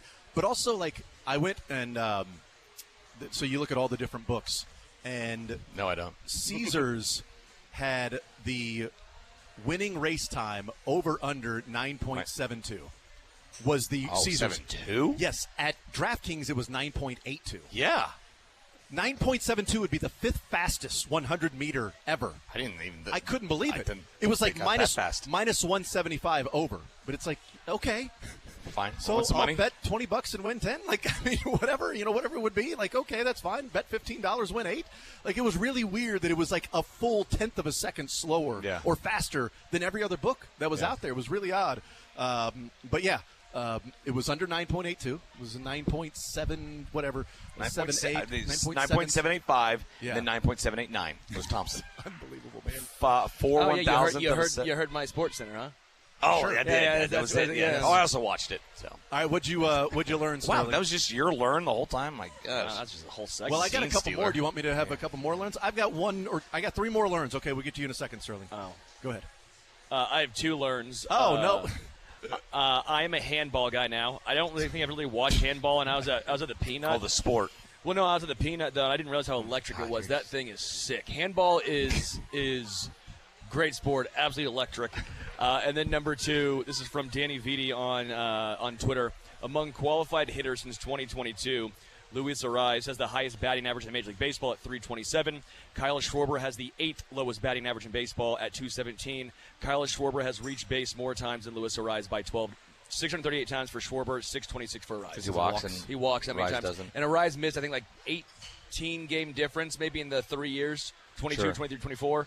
But Arraez's hit is the same as Schwarber's walk. They're both singles. And so the highest batting average versus the 8th lowest batting average in baseball during that time frame from qualified hitters, and Schwarber's It's reached almost base. like we should not put any weight in that stat. Maybe. At least singles hitters. You know, if you're going to get on base more with a walk and a single, it's the same thing. Show me on base percentage. Right. Show me. We're in Kansas right now, but you can still show me. You can. Show me. All right, learned, Mick, for you. Okay, so Dylan, this is what I said was my funniest is actually my learned. I'm throwing a curveball at you here. So I learned about the Dutch 4x400 lady Femke Bol, who came back and won and beat the U.S. team in an amazing fashion. And then I learned what her voice sounds like. Yep. And here it is. When you're putting your mind to it, you know exactly what to do indoors. How was that for you? Oh, it was amazing. I mean, it was such a strong race. We were all running so fast, multiple running in the 50, so I knew I had to go out fast. I had Lieke in front of me, so I wanted to be in front, and I could hear halfway she was behind me, so I was like, okay, this is good, now we keep going, and this crowd is so amazing. There's no way you would expect that. At first I thought it was, AI, or we doctored the voice, or we did something, but no, that's her real voice. It's a Dutch princess voice, like in a Disney movie. Mickey Mouse is what it is. Somebody put the Minnie Mouse bow. While she was. It does sound like, oh, Mickey. It's like when the whole world realized what Patrick's voice sounded like. The first time it was like, do you expect this to be the voice of this guy? And it was like, oh my. What do you think she sounds like when she speaks Dutch? Is she like, oh yeah, I speak Dutch? No, I don't think. I think her voice probably just drops it down a whole I bunch. think it's probably the same. Is that what happens? That people that speak Dutch drop like an octave? Oh, hey, what were you doing? All of a sudden they're like, Bradley Cooper in A Star Is Born. What are they? Does he speak Dutch? I didn't know it was different. I didn't That's know. crazy. Maybe there's just different vowel sounds you got to hit, so you need to take it down an octave. She's showing her range. Right, yeah. So I couldn't believe it. Maybe she's so fast. Maybe she has a lot of helium in her, and that's why she. That's probably what it is. Well, I thought, you're just tired and kind of almost like hyperventilating. Yeah. I mean, she was booking. I had no idea that she was would sound impressive. like that. What was your learned, Dylan? My learned was apparently Snoop Dogg reportedly is being compensated $500,000 a day in addition to covering his expenses for the promotional work for the Olympics that he's doing. Oh, which good for him. He's been the killing gold it. medal winners get $37,000. Yeah, exactly. Well, he's been the gold medal winner of the broadcast so far. I would say green medal, maybe. I like that. That was very good, Sterling. What was your funniest besides that? My bachelor's party is during sorority rush week at Mizzou. I also learned this. That was funniest from the weekend. Was it this weekend? Well, I learned this weekend that I learned it, but it's also funny because it's just the timing was not planned. Mm-hmm. Sure. So what are you going to do about that? You're going to reschedule, or I don't have time. We already have the I guess we already booked. we already have it booked. There's nothing we can guess do. we're gonna Honey. have to, Sorry. yeah. Ooh, sorry about that. Well, that was funny. So I had to that's get everyone. So everyone. your bachelor party's now on campus, is what you're saying? It already was. What I thought it would be, because I thought it was the week before, so I thought we were good. We were not good. But I think what I might do is just get all my old fraternity rush shirts out and just pretend like we're rushing, but it's in 2012, so we're like time travelers from the. Yeah, you should do that. Yeah, as a totally go 30-year-old. hang out with some 18-year-olds. Yeah, I was being facetious. Okay, Oh, just so making as sure. a 30-year-old, you should totally do that. So I'll be going to the alumni bars. It's half your age plus 7, okay? That's right. And then also you're Shakespeare's. getting married, so. Yeah, that's right. Besides the marriage thing, yes. Yeah. Mick, what was the funniest? for So you? the funniest, New York Post posted a story. The headline: Live 2-foot eel chews through man's intestines after he put it up his anus. Which is funny enough. That's But not funny, the first comment, which got 41,000 likes, it's got the music notes, and the guy writes, "When the eel's in your butt and then chews through your gut, that's amore." I'm like, that might be the funniest tweet I've ever seen on this site. Yeah, so that's it. It's pretty good. Thank you.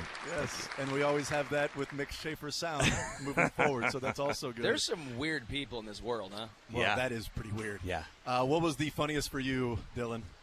The funniest was Mahomes being rated the 4th best player in the NFL Top 100. And God, that is the funniest. Always hilarious. Always hilarious. So he's done it for 3 times now where he is clearly the best player on the world and somehow finishes 4th.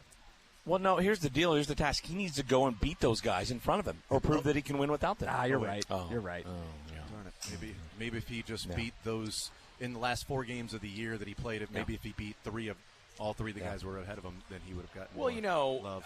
The NFL is just sitting back here and go, well, of course it's the guy who was traded and then the team won back-to-back Super Bowls without that guy. Clearly he's the best player in the NFL. Clearly, right? My funniest was yesterday's Snoop Dogg and Martha Stewart equestrian segment on 41 was unfreaking believable. It was amazing, and we need more Snoop and Martha next to each other. And by the way, hey, Mom, back in the day, when you said I couldn't listen to Snoop Dogg and you were watching Martha Stewart, I'm not saying, I'm just saying somebody's a felon there. I mean, somebody went in jail for a long time. Jason, I have that audio if you want to listen to it. Oh, I was going to use it, but I didn't use it, actually, so here it is. No, let's listen to it. LBC horse in the house, right? Get cracked. Look at that. Look at that. Just from the front to the back. You got some new movement for your much drama and.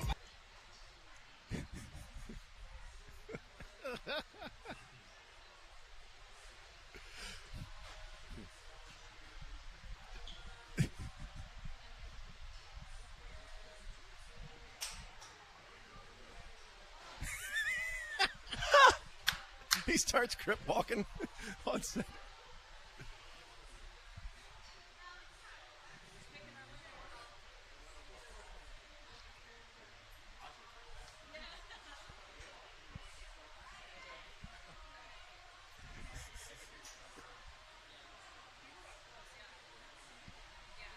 I did.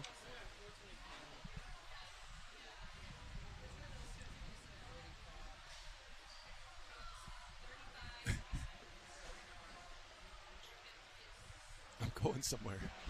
I feel like I'm going somewhere. That was awesome. That was great, man. We need more Martha and Snoop in the broadcast for sure. Yes. All right, best from the weekend. We start with you, Mick. Best for me is Scotty Scheffler's 2024. I mean, come on. You add a gold medal to winning the Masters, to having a kid, to going to jail and a lot of other stuff as well. And so it's like he's like the Forrest Gump of modern generation. And he's still got like 4 more months to do some more stuff. He had metal on his wrists, and now he has metal around That's his right, neck. yes. So he's got it all covered. Dylan, your best? My best was Snoop. Are we doing learned? Or did I already do learned? Did I mess No, this up? learned was earlier, crap. but your best was Snoop. That's Yep. fine. What are we doing learned? You do a funniest best learned. Yep. Dylan's doing some math back there with the end of the hour. My best was little man met Travis Kelce on Friday at training camp. We got our flag football coach friends with Matt Nagy, so Matt Nagy allowed us on the other side of the gate. And Travis Kelce's walking up the hill, and he goes up to my son, and he rubs him on the head and puts his arm around him a little bit as he's walking up to at the end of practice. And Everett was on cloud 9 with that Travis Kelce. He had no idea that kid's dad asked him the dumb questions all the time? He didn't know that? He had no idea that kid's dad hasn't asked him a question ever. You haven't? Ever. Because he's scared. Actually, in Tahoe, asked him a question 2 years ago. Did he have his? Did your son have his 87 jersey on? What was he wearing? He had a 15. But one of the other kids had an 87, and he told that kid, one of his teammates, he's like, "No, walk up the hill with me." He's wearing 80. So he got to walk next to Travis Kelce up the hill. That was cool. We're wondering today, like the disappointment for Najee Johnson seeing all the 13 jerseys out there, but then they all have Swift on the back. That's amazing. Best for you, Sterling. Ben Joyce closed the game out for the Angels. I think it was last night, and he hit 104.7 miles an hour. Amazing. 104.7. Fastest pitch in baseball, 105. We'll take a timeout, come back, wrap up the show next.